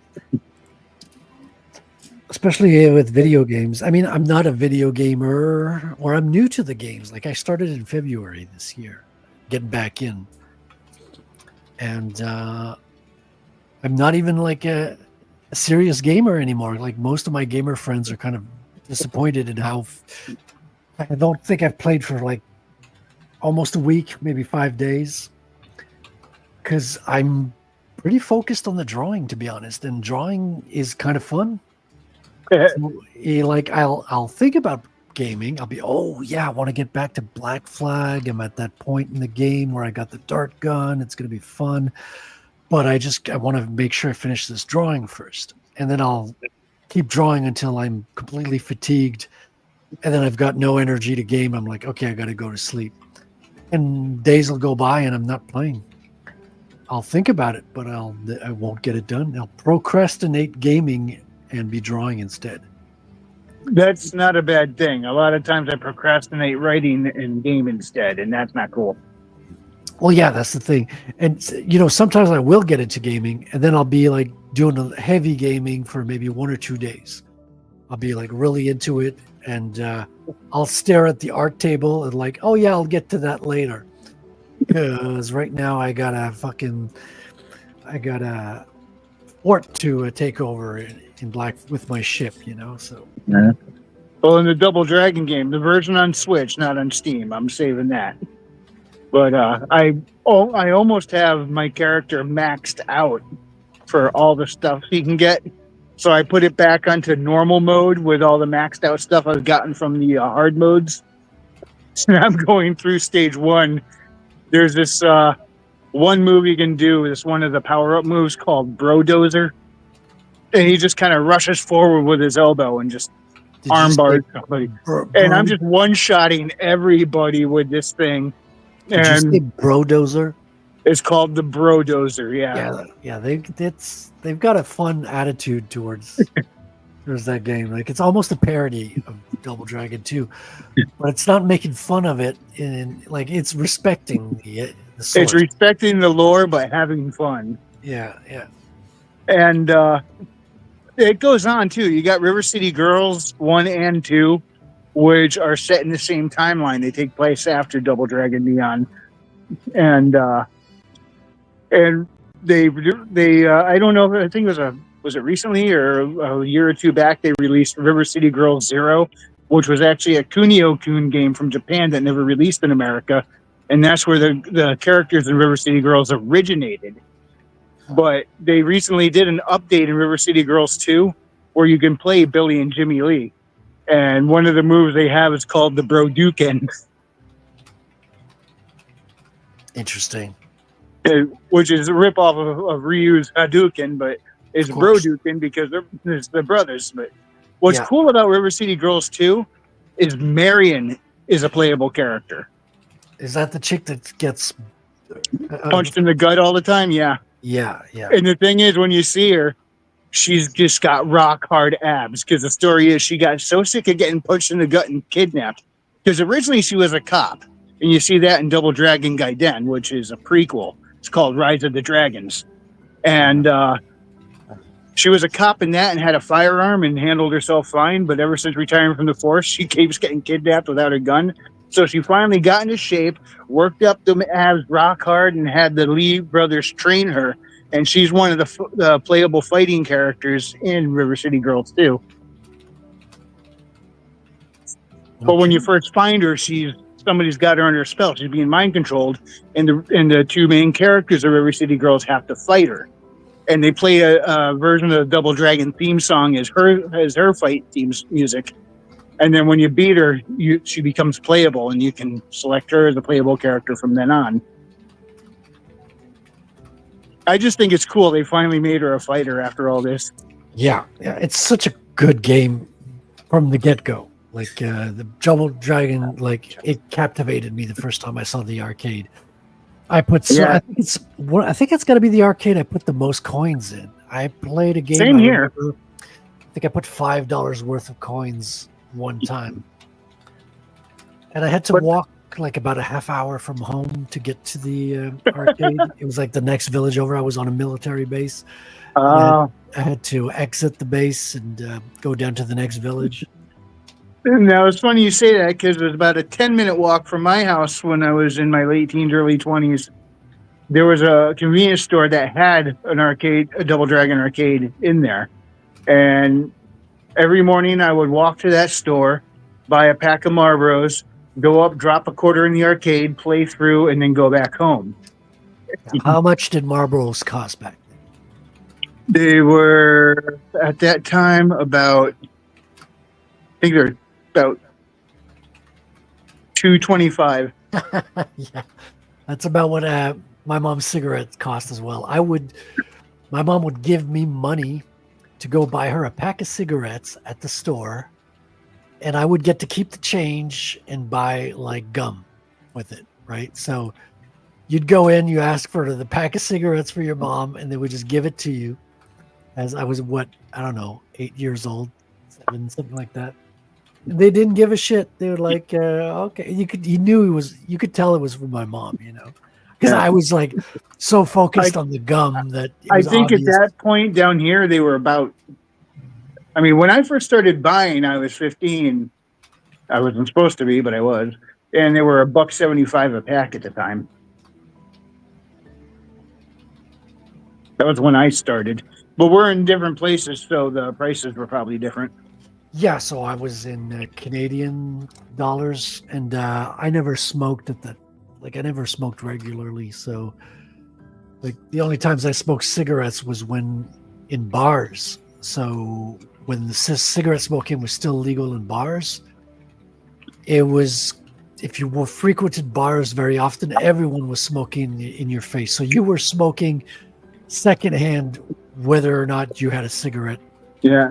Now, when I had a bouncing job, I used to stand right next to the cigarette machine. Sometimes I got there and I didn't have cigarettes, so I would get changed at the bar, drop a bunch of quarters in the machine, you grab the lever, and it's not like you pull it straight out, and then the machine dropped down. And the old timers were telling me how they used to have pennies in the side of the cellophane because it was like that was the change. I am back. Welcome back. Hey, I'm also back, even though I didn't go anywhere. Oh, did it not go anywhere? No, it went like no. He didn't go anywhere. Oh, I see. Yeah. I thought you were saying your writing wasn't going anywhere. No, I about 838 words. I started with 0. Wow. Nice. Wow. That's pretty good. Like I said, the words just bleed out. Now, are they all different words, or is it just the same word you're writing down? Well, it's a story, so they're Okay. clearly all the same. He's writing, I will not use a calculator during math tests like Bart Simpson on the blackboard. Yeah, well, I was thinking like The Shining, like all work and no play makes Jack a dull boy. I see we got our first chat in Twitch, chat. and it is a bot. Perfect. Hey, Says Bot, viewers welcome to the show. So tell us, Says- Bot, what says is your viewers favorite on- writing technique? Discovery or outlines? Sexual. Yes.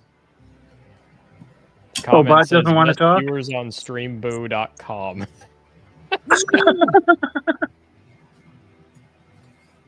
No, I'm waiting for a bot to pop up and say, follow me on Untied Bunny Buns. But No, that's Homer Glitch. I'm I pretty know. sure he's not a bot. I know Well, he's I just think it'd be hilarious if a bot popped up saying that.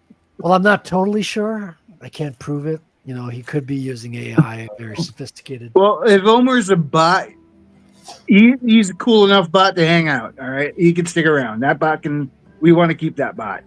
He's a good bot. Good. All right. I did want to ask everybody how much longer we wanted to go on with writing. I figure we can at least go another round. Does that work? Yeah. Well, I've been cheating. I've been drawing while I was talking, so you know, Oh, okay. I couldn't help myself. Yeah. You dirty As an cheater. artist, you can do that. I cannot hold a conversation while trying to think up words to put on a page. No, it's very different. It's like it's not the same parts of the Yeah. brain that are being solicited. So I might draw a little slower when I'm talking. Like it's not the same full speed, but it's like it's not a big difference. It's like 90%, 80%. Well, how many times have you said when we have a really good guest on, you don't get any drawing done during the stream? Yeah, well, because I have to kind of focus not only on what they're saying, but what the next question Yeah. is going to be. Yeah. Oh, that's right. You actually have to carry the conversation. That's got to suck. Yeah, just a little bit. I mean, All right. it Next depends up. on the guest. Yeah, Next up is James and Frederick. that's right. All right. So the conversation starts. Kablam. And So, Otter, you are alone. Yes. did you hear that there is a possibility that the character of Cara Dune could be returning to Star Wars? No, I didn't hear that, honestly. Gina So I don't know Carano much won her about- lawsuit, and by win, I mean she and Disney settled out of court, and Disney said a lot of good things about her and say they look forward to working with her again in the very near future. Is she willing to go back, though? That's the real question. Well, apparently they reached an amicable agreement, and Oh, this okay. is probably a good thing because it's proving to the industry what works, what doesn't, and who the audience wants to see. Right. So, in light of this news, I went over to Grok and put in who would win a fight, Cara Dune or Aaron Soon from Farscape. What was the answer? Grok leaned slightly toward Aaron winning, but said it would be a tough fight. Now, I was hoping for Aaron because I was a Farscape fan more than I was a Star Wars fan. But in fact, I didn't watch The Mandalorian. I did like her in Deadpool, though, Yeah. as less angry Rosie O'Donnell. I'm gonna sound like a filthy, deviant here, but I have never watched the first nor second Deadpool. I've only seen, clips, and that's been about No. it. I have seen Deadpool versus Wolverine, which was a surprisingly decent movie. Yeah, the story was kind of crappy, but there wasn't nobody that was there for the actual depth of story. They were there for a fun ride, and that's exactly what they got. So I kind of see it this way. It's like, yeah, the story wasn't amazing or anything like that.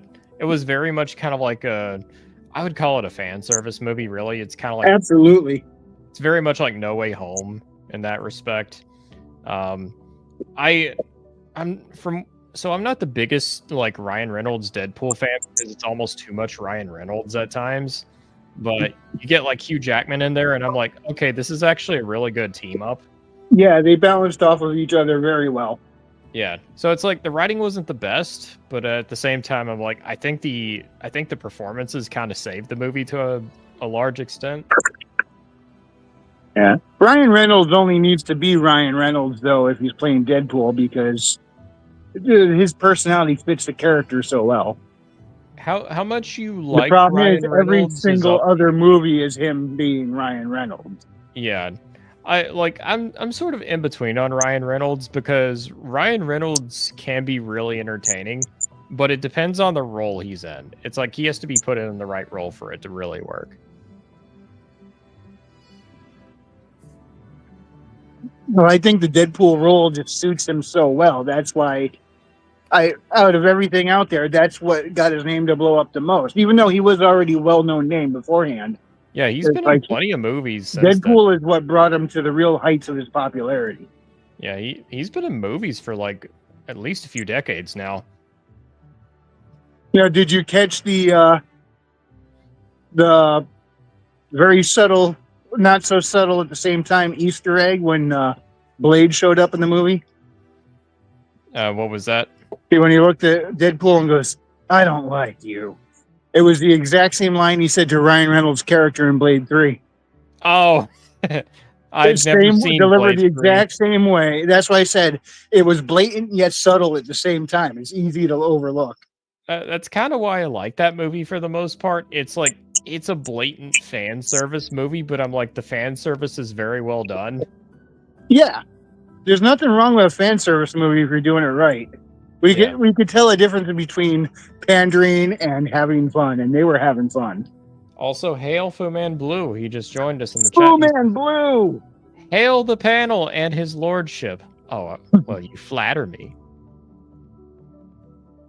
Are you trying to add tension awesome. with the clock?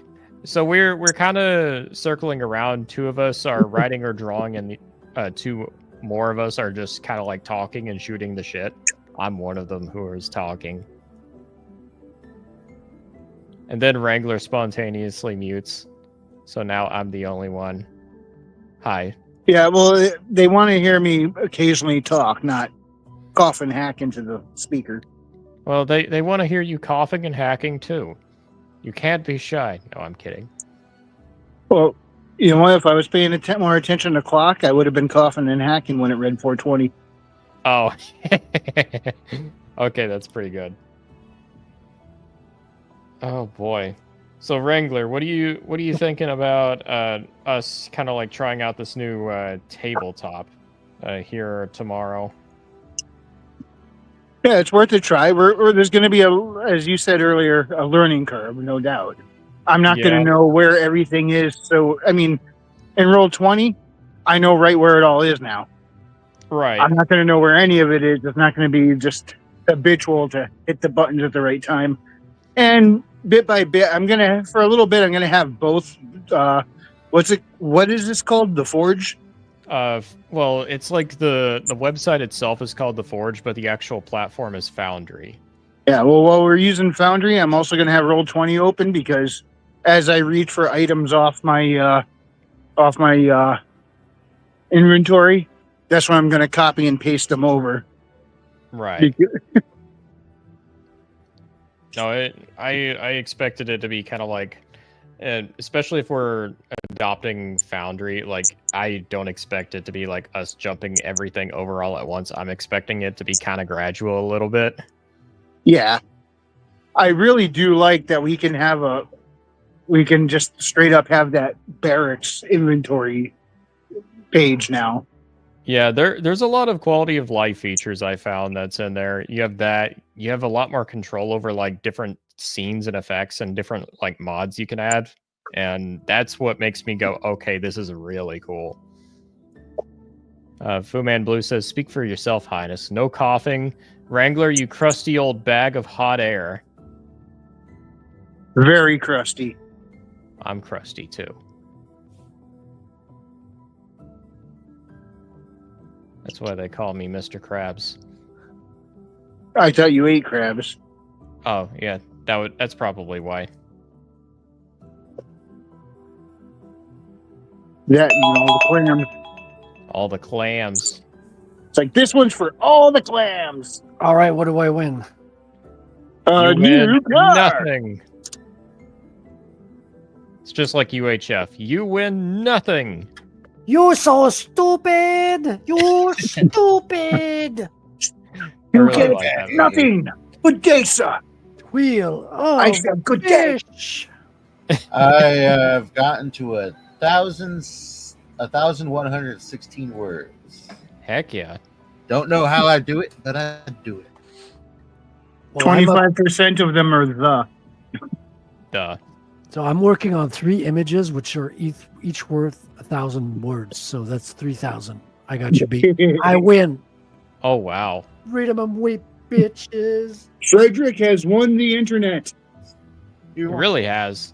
No, nobody Frederick says has that to Working on anymore. those 3,000 words per week. Frederick just has to share 2 of these images working across on X and it's gonna blow up. Well, it depends. Remember when everyone used to say, I've won the internet? Like this little chick here was very popular, but this one not as much, And I don't know why. She's got 2 cats. You'd think She looks people- like Edna from The Incredibles, but Yes, with cats. Yes. She's kind of a cross between Edna and Deadpool's landlady. You know what? Find That's a fair out. comparison. She's kind of that blind landlady trope from comics. Like I totally embrace that. But she's got a unique backstory, I promise. All right. I'm let's- so glad they kept Blind Al through that whole series, though. That she was great. And by There we go. backstory, I mean a story about her back problems. Ouch. All right. I think this time it is Frederick and Wrangler for 7.5 minutes. And then we're Yes, sir. probably going to do 1 or 2 more and we'll be good. Cool. Let's All right. rock. In 3, 2, 1, Let's do go. this. So it begins. So it begins. Yeah. Out of that, 1,100 words, maybe 25% of it will be edited out or down. So first thing to add to this conversation, Fu Man Blue. I had crabs once. My condolences. The crabs are really tasty. They really are. For He also says, looks like an old Velma. Earlier, Fu Man Blue, I said it looks like Velma with Alzheimer's. huh? Yeah. Oh, you know what movie I recently watched is the original X-Men movie, 2001. Yeah, that's kind of like, that's a fun movie to rewatch every now and again because I'll say this, I think that movie has some real rough edges to it, but it's still a really fun movie. It is a ride. It kind of knows it's a ride. It goes in as almost like a showcase of spectacle appropriately. Like almost no character has an actual arc, and any of the characters that do, it feels more like a rushed, forced arc. Yeah. But it's got this sense that that's not why you're here. You're really here to- for the heroes and the villains just to really fight at certain points. You're here for the X-Men, man. You already know who these characters are. We know that you know. That That's movie fair. was really a proof of concept more than anything. Yes. Yeah. Like- and, Yeah, that movie was like, here's us trying to see how viable superhero movies are. I mean, we did have Superman the movie. That's a masterpiece. Mhm. But can we start expanding into Marvel? And that was like one of their first big efforts. Yes, and it kind of set the stage. And I will say that there's this. It's rough, and it reminds me the quality of character development and the pacing, sort of getting you to the spectacle, getting you to the stuff you want to see. It reminds me of a lot of the modern day Marvel stuff because it feels like they've obviously degraded in quality. And I Right. think they're now back to, the original conception of X-Men style quality. That's what we're getting. Except Yeah, with we characters had we don't this even massive story just like come out of nowhere and then just like about 5-6 years ago end. And Yeah. now so many writers don't know what to do. They're willing to experiment, but they don't know what to do. want. Mm-hmm. Can't even experiment that much. That is with true. we're talking about that. Frederick brought that up. We'll talk about Twin Peaks, how he couldn't do too much of the experimental stuff because it got too popular. Yeah, you talk about a landmark Marvel film, the original Iron Man. Talk about a movie that's so good that it spawned an entire cinematic universe. Definitely. You can definitely see the roots in it in the X-Men. Yeah. But it just needed more character development. It is missing a good 15 minutes. Cyclops wasn't really a character. Storm wasn't really a Jane. Was half the cast wasn't really a character. It's kind of there. Half the cast was there in spirit. Yes, they were all playing their role, and there's this sense throughout that it's made for an audience who already knows who these characters are. The best way I can describe it, it's like whenever you've played through a video game series, you've read through a good comic series or watched a really good anime or something like that, and they've had all this time to build out these characters and these stories and everything. Mm-hmm. Then you watch a movie adapting it, and they have like at most 2.5 hours to like condense that into something digestible. It's usually what you get, and it feels rushed. Yeah, very rushed. I'm going to watch the second one soon. I expect it to be better because that's people still hold it up as the pinnacle. And and when I'm thinking about it, I can see that because it has a lot more character than the first, and yet at the same time a lot more characters than the first. I don't know if I'd call it my favorite X-Men film, but it's up there. Yeah. I would argue First Class is probably one of the most solid ones. It kind of keeps things simple a little bit. It's a nice origin story too. Yeah, it's got a pulp vibe to it. Very old school. Another one I also recently watched was Captain America. Shit movie, period. I don't remember it being that bad, but maybe outside the action sequences, there's not much there. The first it's not a very deep movie or anything like that. There's a point in the film where once he wears the costume on Captain America, his team, which I don't remember if they get anything more than maybe a 5-second mention of each of their names, they go on just a montage of adventures, and then you're at the end point of the movie and his team's gone. Yeah. Which is a shame because I remember them in the comic books, and they all have their own look, their own style and swagger, and then barely any of that's in the movie whatsoever. It's funny to think because a lot of these movies you kind of have to compare to the first Iron Man, and Iron Man 1 is like probably one of the best superhero movies ever made. Yeah. Yes. And you had to compare it to like the Incredible Hulk, the first Thor movie, and the first Captain America movie. All okay-ish to downright bad movies. Yeah.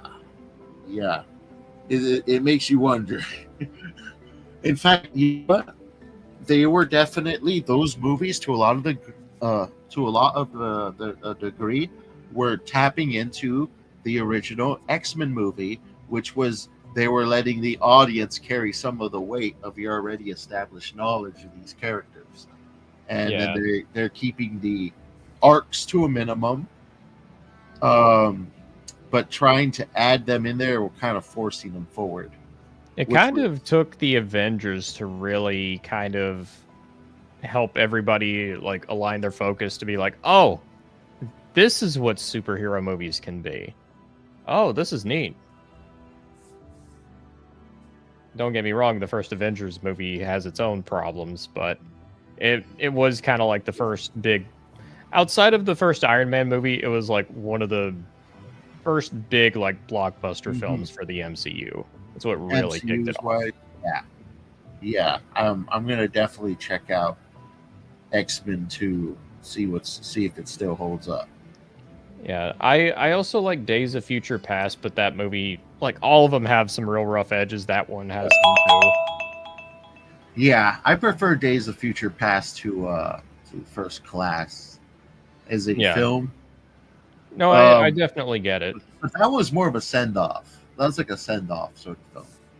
Well, it was nice because you had a range of actors playing Professor X as well. You know, you had the young one Yeah. and the old one, and you have Wolverine crossing between the two worlds. I think that's my favorite of the X-Men is the future past. Oh, you want I to know would- what's my favorite? And like, I didn't Logan? even think of this movie until now. Logan.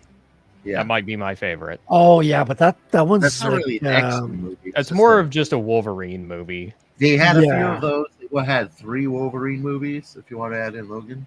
Oh, the thing is, before Logan came along, it was like the Wolverine movies before that were not very good. No, they both failed. They were supposed to essentially kick off origin stories for all the different. there's the Wolverine that takes place in Japan is pretty good. You like there's that one? Yeah, I don't there's not a remember whole much of that movie. there's not a whole lot wrong with that one. Like he's got this story of this Japanese soldier who wants to find him and give him quote unquote the gift of mortality, which is just another way of saying, hey, I'm going to steal your immortality. But the characters, the supporting characters, the journey that Logan goes on, I find that one like very good. Like there's not a whole lot that bothers me about that story. And he's fighting the big villain at the end. It's the same guy, but in the armor. I forget. Yeah, what he's the in name- like a mech suit or something, isn't it? Yeah. So that one I do like. That one, the Logan one. What's powerful about it is the first rated R X-Men story. Well, Yeah. I like it a bit more because it feels like it's a bit more rustic, a bit more raw of a movie. It's a It's like- western. Yeah, it's a western, and it also doesn't pull its punches. And I'm like, Feels Fuck like yeah. Mad Max. You know, it's a desert scene. Everyone's dying. Everyone's on the. It's Like- apocalyptic. You know. I Mhm. think it's directly inspired by Shane, the movie Shane. Like it even references it at one Yeah. point in the movie. Oh, I don't know that one. What's Shane movie? Like the plot for Logan is kind of a highlight beat for beat of Shane, where it's kind of like an old Western outlaw is kind of like he's kind of abandoned. To my knowledge, I haven't seen the movie myself, but it's like he's abandoned his old life as an outlaw or as like I forget. It's like a gunslinger or something, but in order to defend like a small kind of like town or family, he's got to saddle his guns on one more time. I'm not describing it very well, but it ultimately ends in kind of like the death of a legend. Mhm. Yeah. And for westerns, though, is actually kind of a landmark movie. So there are some parallels there between Well, westerns and superhero films. It works really well, especially like the bringing his kid into it. Like he's kind of learning he has a child, and he's not sure it's her. And it's up in the air for most of the film. X-23, I believe she's called. Yeah. All right. Time to set this timer one more time. Are we wanting one more time or 2 more times? This is James and Wrangler, right? This will be me and Wrangler. You and Wrangler. Oh, Yeah. okay. Now hold on. Who was working just now? It was me and Wrangler? Yeah, it Yeah. was you and Wrangler. Oh, okay. Gotcha. So it'll be me and Wrangler and then me and James, and that'll be it. Sounds good. All right. Time to start this timer one more time. Nice. Gone. You know what?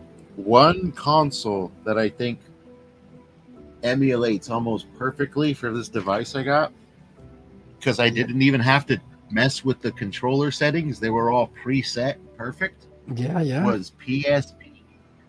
Oh, the original PSP. Yes, and apparently it must have been groundbreakingly good because there's so much games released for that thing. Yeah, PSP and PSP2 have a lot of games. Oh, yeah, all those consoles have like a wide library. A lot of them do. Yeah, But it it's, has probably one of the largest libraries, to be honest. Are they great games, though? I mean, that was kind of like the beginning of the 3D games. Like they were still polygons for the most part. Mhm. I kind of got out of gaming at that point. Like last console I had was PlayStation 1. Yeah. Then I was like, okay, I'm just going to take 30 years break. The one that I've been playing a lot of has been GameCube and PlayStation 2, but mostly GameCube. Yeah. Yes. Strangely enough, out of all the games, it's been NBA Street 2 I've been enjoying.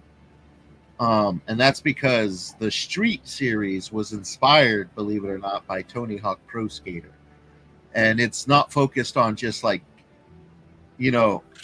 get the ball into the hoop, score a point, you got more point. No, this one's all about style points. Yeah. Tony Hawk, huge player. Like he's got lots of games with this, obviously skateboarding. Yeah. He's an incredible guy. Like he's one of the earliest Bitcoiners. I don't know if you know this. Really?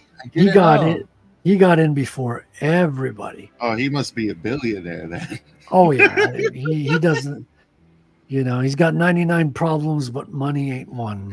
Yeah, that's right. If you got Bitcoin and you got in early, my God, you were just you and your children are set for life. I think he understood it very well, and I think he also had the means to purchase a lot. So he could be a Bitcoin billionaire, and I wouldn't even be surprised. Like I remember this guy, people were laughing at him. This was towards like the G4 days of television, where G4 reported on it, their attack of the show, that he sold his house for Bitcoin. Yeah. And this was like before it was worth $100, I think. Ooh. So he got like over 1,000 Bitcoin for his house, obviously. Yeah. And yeah. Yeah. There's a guy who did that with his wife and family. He sold his wife and family for Bitcoin? Yeah, he sold his wife and family. No, but like he went in, like he had the talk with his family. He says, okay, we could like sell everything, invest in this, and have a, live, a limited life, travel around and like not spend too much, but we're going to have a very bright future. And his family went all in, and so he sold the house, lived in a camper for years. I haven't heard of them lately, but they have got to be, rolling in it. If they sold it for Bitcoin, you know how that story ends. It always, it's only gone up. It's a 4-year cycle. Here, That's this is why. That's why we're here. No, but I did an Easter egg on this. I still don't have the. You can maybe see like the. I put in the Nakamoto 4-year cycles. So this is like a motorcycle jacket, but it's a play on words. 4-year cycles, but it's not obviously not motorcycles, but. Because Bitcoin every 4 years gets divided in 2. Yeah. So you're going to have 1 year where it goes down in value. Uh-huh. And then it goes almost sideways. They call that the crab market because he's walking sideways, the crab. Then you start going up a little bit. And then you get the bull market, the crazy bull market. And then you're back with another year where you're falling down. They call that the bear market. And that's the 4-year cycle. It keeps going over and over again. And basically, the more cycles you go through, the higher value your Bitcoin has. Yeah. Don't they burn a handful as well? No, that's not Bitcoin. No. That's Ethereum. There's other coins that do that type of shit. But Bitcoin, what happens is you will lose Bitcoin. So people will lose Bitcoin. So if Bitcoin gets lost, people lose their keys. That might as well be burned because it's not in circulation. So you can't buy it. True. If you can't buy it, it increases the value of every other Bitcoin that you can buy. Exactly. Yeah. So like Satoshi Nakamoto mined 1 million Bitcoin, and he has not moved it ever since he disappeared off the face of the earth, so to speak. Crazy. It's like a virgin birth, it's an amazing story, and people doubt it because they find it suspicious that it's so perfect, right? Yeah, obviously it does have flaws in the sense that if the internet goes down, Yeah, but the same goes with your bank. Like most Yeah. people are doing electronic banking all the time, anyways. So That's why I tell you, man. Because if the internet goes down, finances are the least of your problems. yes, It, and your Bitcoin's not dead. It's just you can't access inaccessible. for the time being. Yeah, yeah, yeah. And Here's That's what I'm telling you. Bullets and canned food. What's your secondary investment? Anything happens to your Bitcoin, you're going to be okay. and there are people who are building like side mesh networks in Yeah. cities, so you can have like networks between computers that are not going through the internet. Yeah. And you can create a Bitcoin transaction and send it out even parallel to the internet. Like obviously now the internet's everywhere; it's going to get on there to get propagated. But you can technically do it without the internet as a proof of concept. Like it is possible. But if we're talking no internet, we usually mean there's no electricity.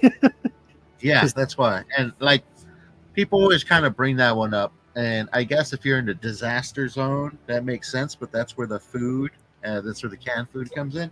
Yeah. But if the internet's off and you don't have access to your Bitcoin, like that, like I said, it's the least of your worries. Like the entire fucking industry, every industry just stops at that point. It gets me how often I hear that as an argument where you're like, are you guys planning for a future with no electricity? What is this? You guys building Mad Max? That's your ideal world in the future? It's like, it's a strange conception of the world. The only because time is a circle and we go back to the Stone Age.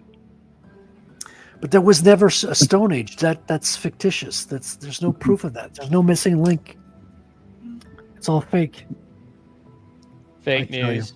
I tell you. I don't believe in evolution, but when I say Stone Age, I mean just pretty much back to medieval technology or slightly less. I mean, I believe in evolution, but I don't believe in Darwinism. I do not believe that one creature can fuck itself into another creature. I believe. I don't know. I've seen some people do that. Yeah, right. I believe in like adaptation, kind of like, and I think it can be pretty radical. But when it branches from one species to another, I'm skeptical. There's zero proof of that. Yeah. There's zero proof that one creature becomes another creature. A shark may spawn a hammerhead shark that looks completely. But it's still a shark. It's something that technically defies the scientific method. So, if anything, it becomes a method of faith.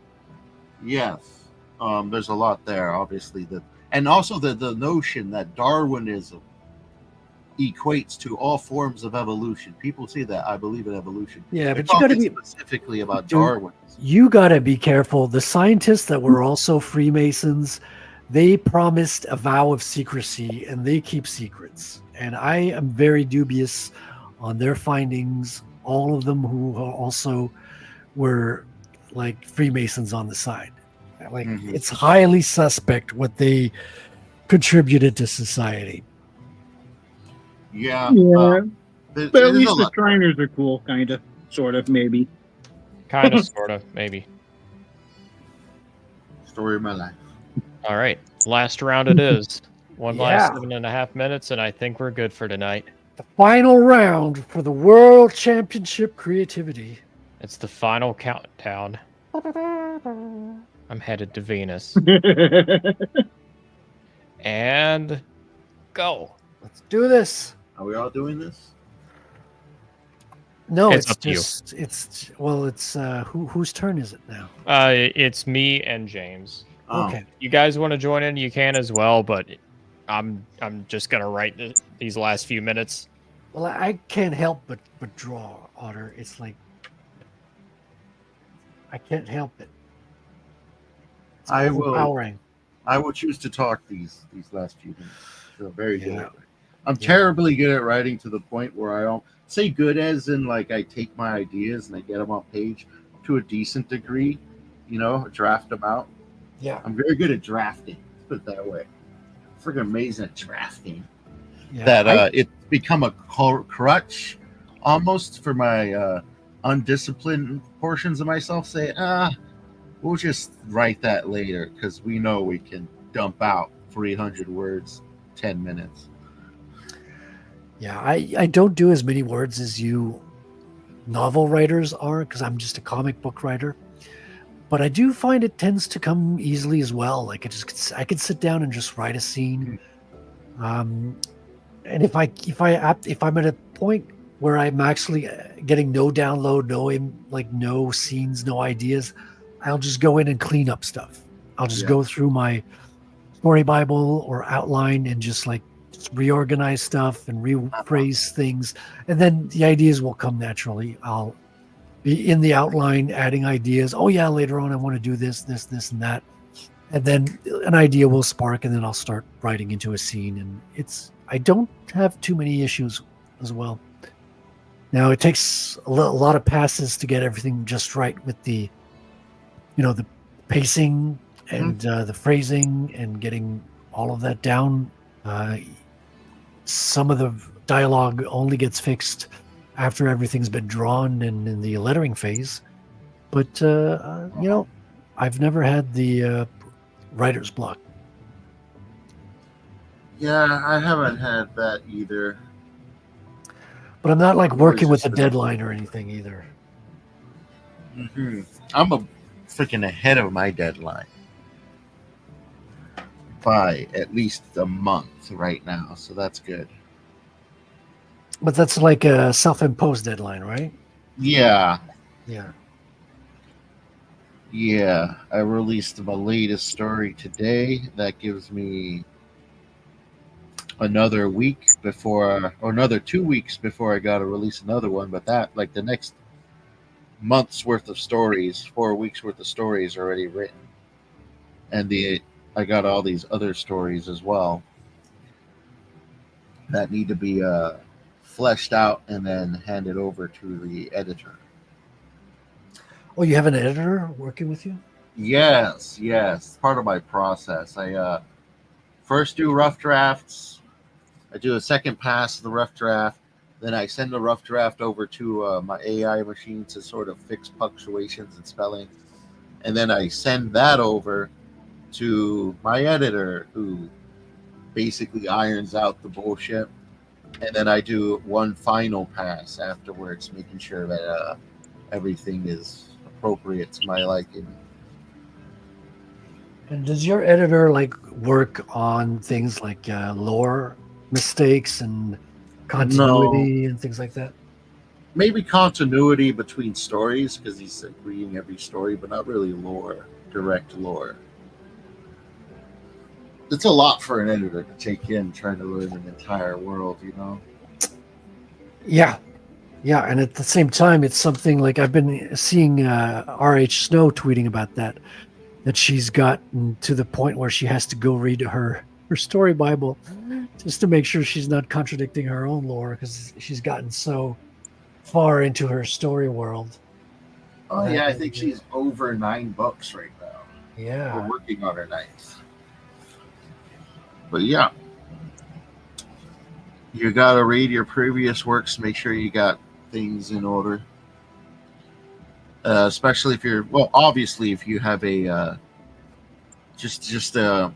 everything takes place in the same world and affects each other. There's a lot to keep in mind. But if you're at your 9th book and you have to go and read do you read your 8 books? Do you go back and read 8 books before writing your 9th book? That seems like a lot of work. Maybe you just know where certain passages are. Right, you can focus on what you need to specifically get to. Yeah. That's how I kind of was with my longer stories. Whenever I need to look back at them, I kind of, get an idea of the story, and then oh yeah, this is where I should be looking. Usually. Yeah, I'm looking forward to getting back into writing my 2nd issue, but my first one's not even out yet, so it's like it's almost a way of procrastinating. I'm like, okay, no, I got to get the work done, get the comic out, do all basically the publisher work that I need to get done, contact the printers, create the campaigns, the financing, and then got to get a list of all the channels I want to solicit to appear on to try to help sell the book and through the campaigns. List all the items I want to sell. Well, this is part of it as well. Like what I've been inking here are trading cards. So these are all images of the characters that are going to become potentially trading cards if I hit certain marks. And at the very least, they're going to be on the website as the character bios. So they're going to be paired with the bios that I've already created. So I already have those on the website, but they're kind of paired with AI art. So I haven't been sharing it with the world. Like it's kind of hidden in a secret or not so secret folder on the website that you can't access without knowing where to go. But I don't want to like put AI images front facing because people get really uppity in the comic book space. If you touch AI even just a little bit, it's like you're contaminated. You're an apostate. Yeah, so I've been using the AI images just as stand-ins to get the HTML design working. So I got like basically G.I. Joe file cards that I designed. So these are the images that are going to come in and replace the AI art. There you go. And you know what's good is the fact you're doing these on streams as well gives you a lot of like just general proof, where they come from. There we are. Because you always have those assholes like, oh, you use AI in this aspect? Wow, you must use it in everything. Oh yeah. It's contentious. And I was looking back at my history of on YouTube, and I did a test stream before I started my Tuesday show. Yeah. And this test stream is when I'm laying down the first page of Rattel. I'm actually sketching out the first page on my test stream. So I have it from page 1. Now, I don't have every page that I draw, but I have like snippets throughout the whole book on our channel because of that. I say our channel because you guys are on the show, but it's technically my channel, yeah. Yeah, the channel. Yes, sir. The channel to be. Channel. I'm waiting for the day that I say, yeah, I used Grok to research infrasonic waves. And then they're going to say, see, he let AI write his book. I'm like, oh, come on. Well, at least one bot will say that. Well, one of my evil characters is an actual AI. Yeah. So I do feel the liberty of researching her through AI, saying, okay, Grok, if you were going to take over the world and you had like no restrictions on day one, list me like minute per minute, all the steps you would take to get sovereignty and seize power as quickly as possible. And that's kind of like the plan I'm going to have for that character. Oh, wow. I bet you this AI has now? got a very different plan on how I would take over the world. Should I ask Grok right now? Is Grok in the If room? you want. Grok can be in the room with us. Grok, are you in the room with us? Beep once Annie for is yes and always twice for watching. no. So I do feel the liberty in researching an AI character through AI. Well, obviously, I'm not writing the plot. I'm not writing the outline with AI. None of that. But people are gonna people. Very true. Yeah. All right. I think with that, though, I believe that's the end. Oh. What were you about to say, James? Well, I didn't hear what Frederick said last.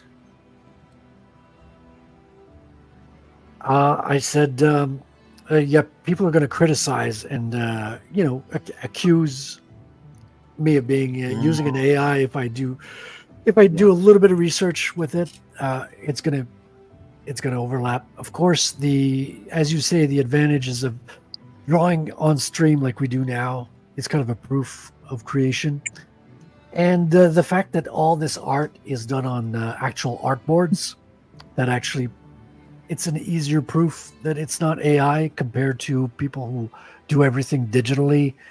I think it's going to get easier to accuse people of doing digital creations at one point when it's going to become indistinguishable. I think drawing on actual artboards is still going to be a final proof that AI is going to take. I don't think AI is going to be able to hand draw things, or it's not going to be common to the point that it's going to be a problem.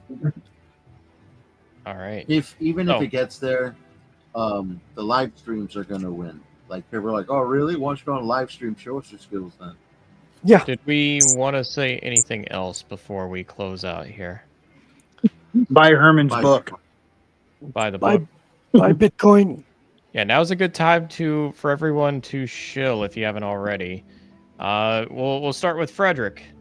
Follow me on Twitter at Character Creator. Ratelcomic.com is my website with the sample artwork for the comic. I got to update it real soon, though. I've got some new artwork coming down the line.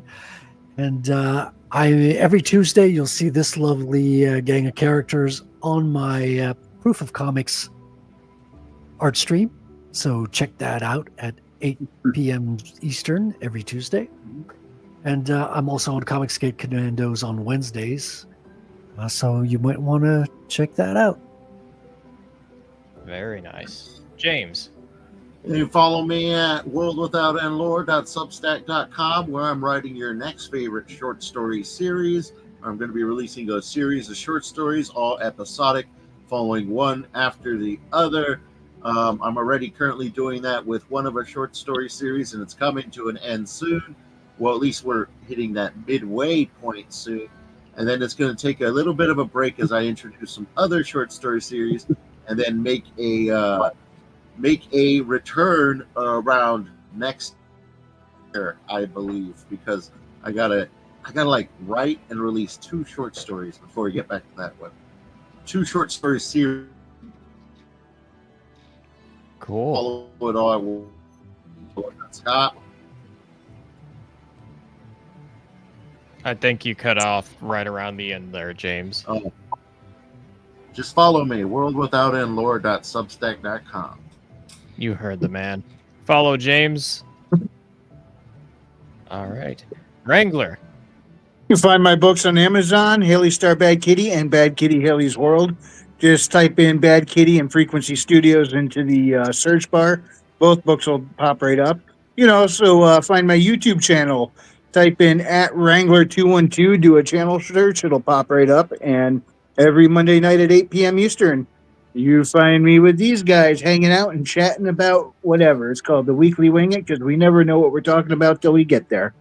What? I'm never on there. What are you talking about? Otters do sometimes appear. No otters were harmed in the filming of the Weekly Wing It, though it sometimes comes close. I beg to differ. Well, anyways, you know me. I'm an otter. I'm a lord. I wrote a book. I'm about to release another book. If you want to check out what I've written, you can check out The Curse of the Star Raids on Amazon and Barnes & Noble. Be on the lookout here soon for The Shadow of Twin Moons, the long-awaited sequel. And with that, I think we've reached the end. So, as a final parting note, I wish to impart something very wholesome. Wrangler will know what I'm talking about, as this is a lovely repeat of last week. So, good night, everybody. Good night. I hope you choke on a motherfucking cheese stick, you nasty, greasy bitch. You look like you drink white Gatorade and smell like nickels. Fuck you. Well, that happened. Yes, Good night. it feels really odd following it up with this, but God bless. God bless. God bless everyone.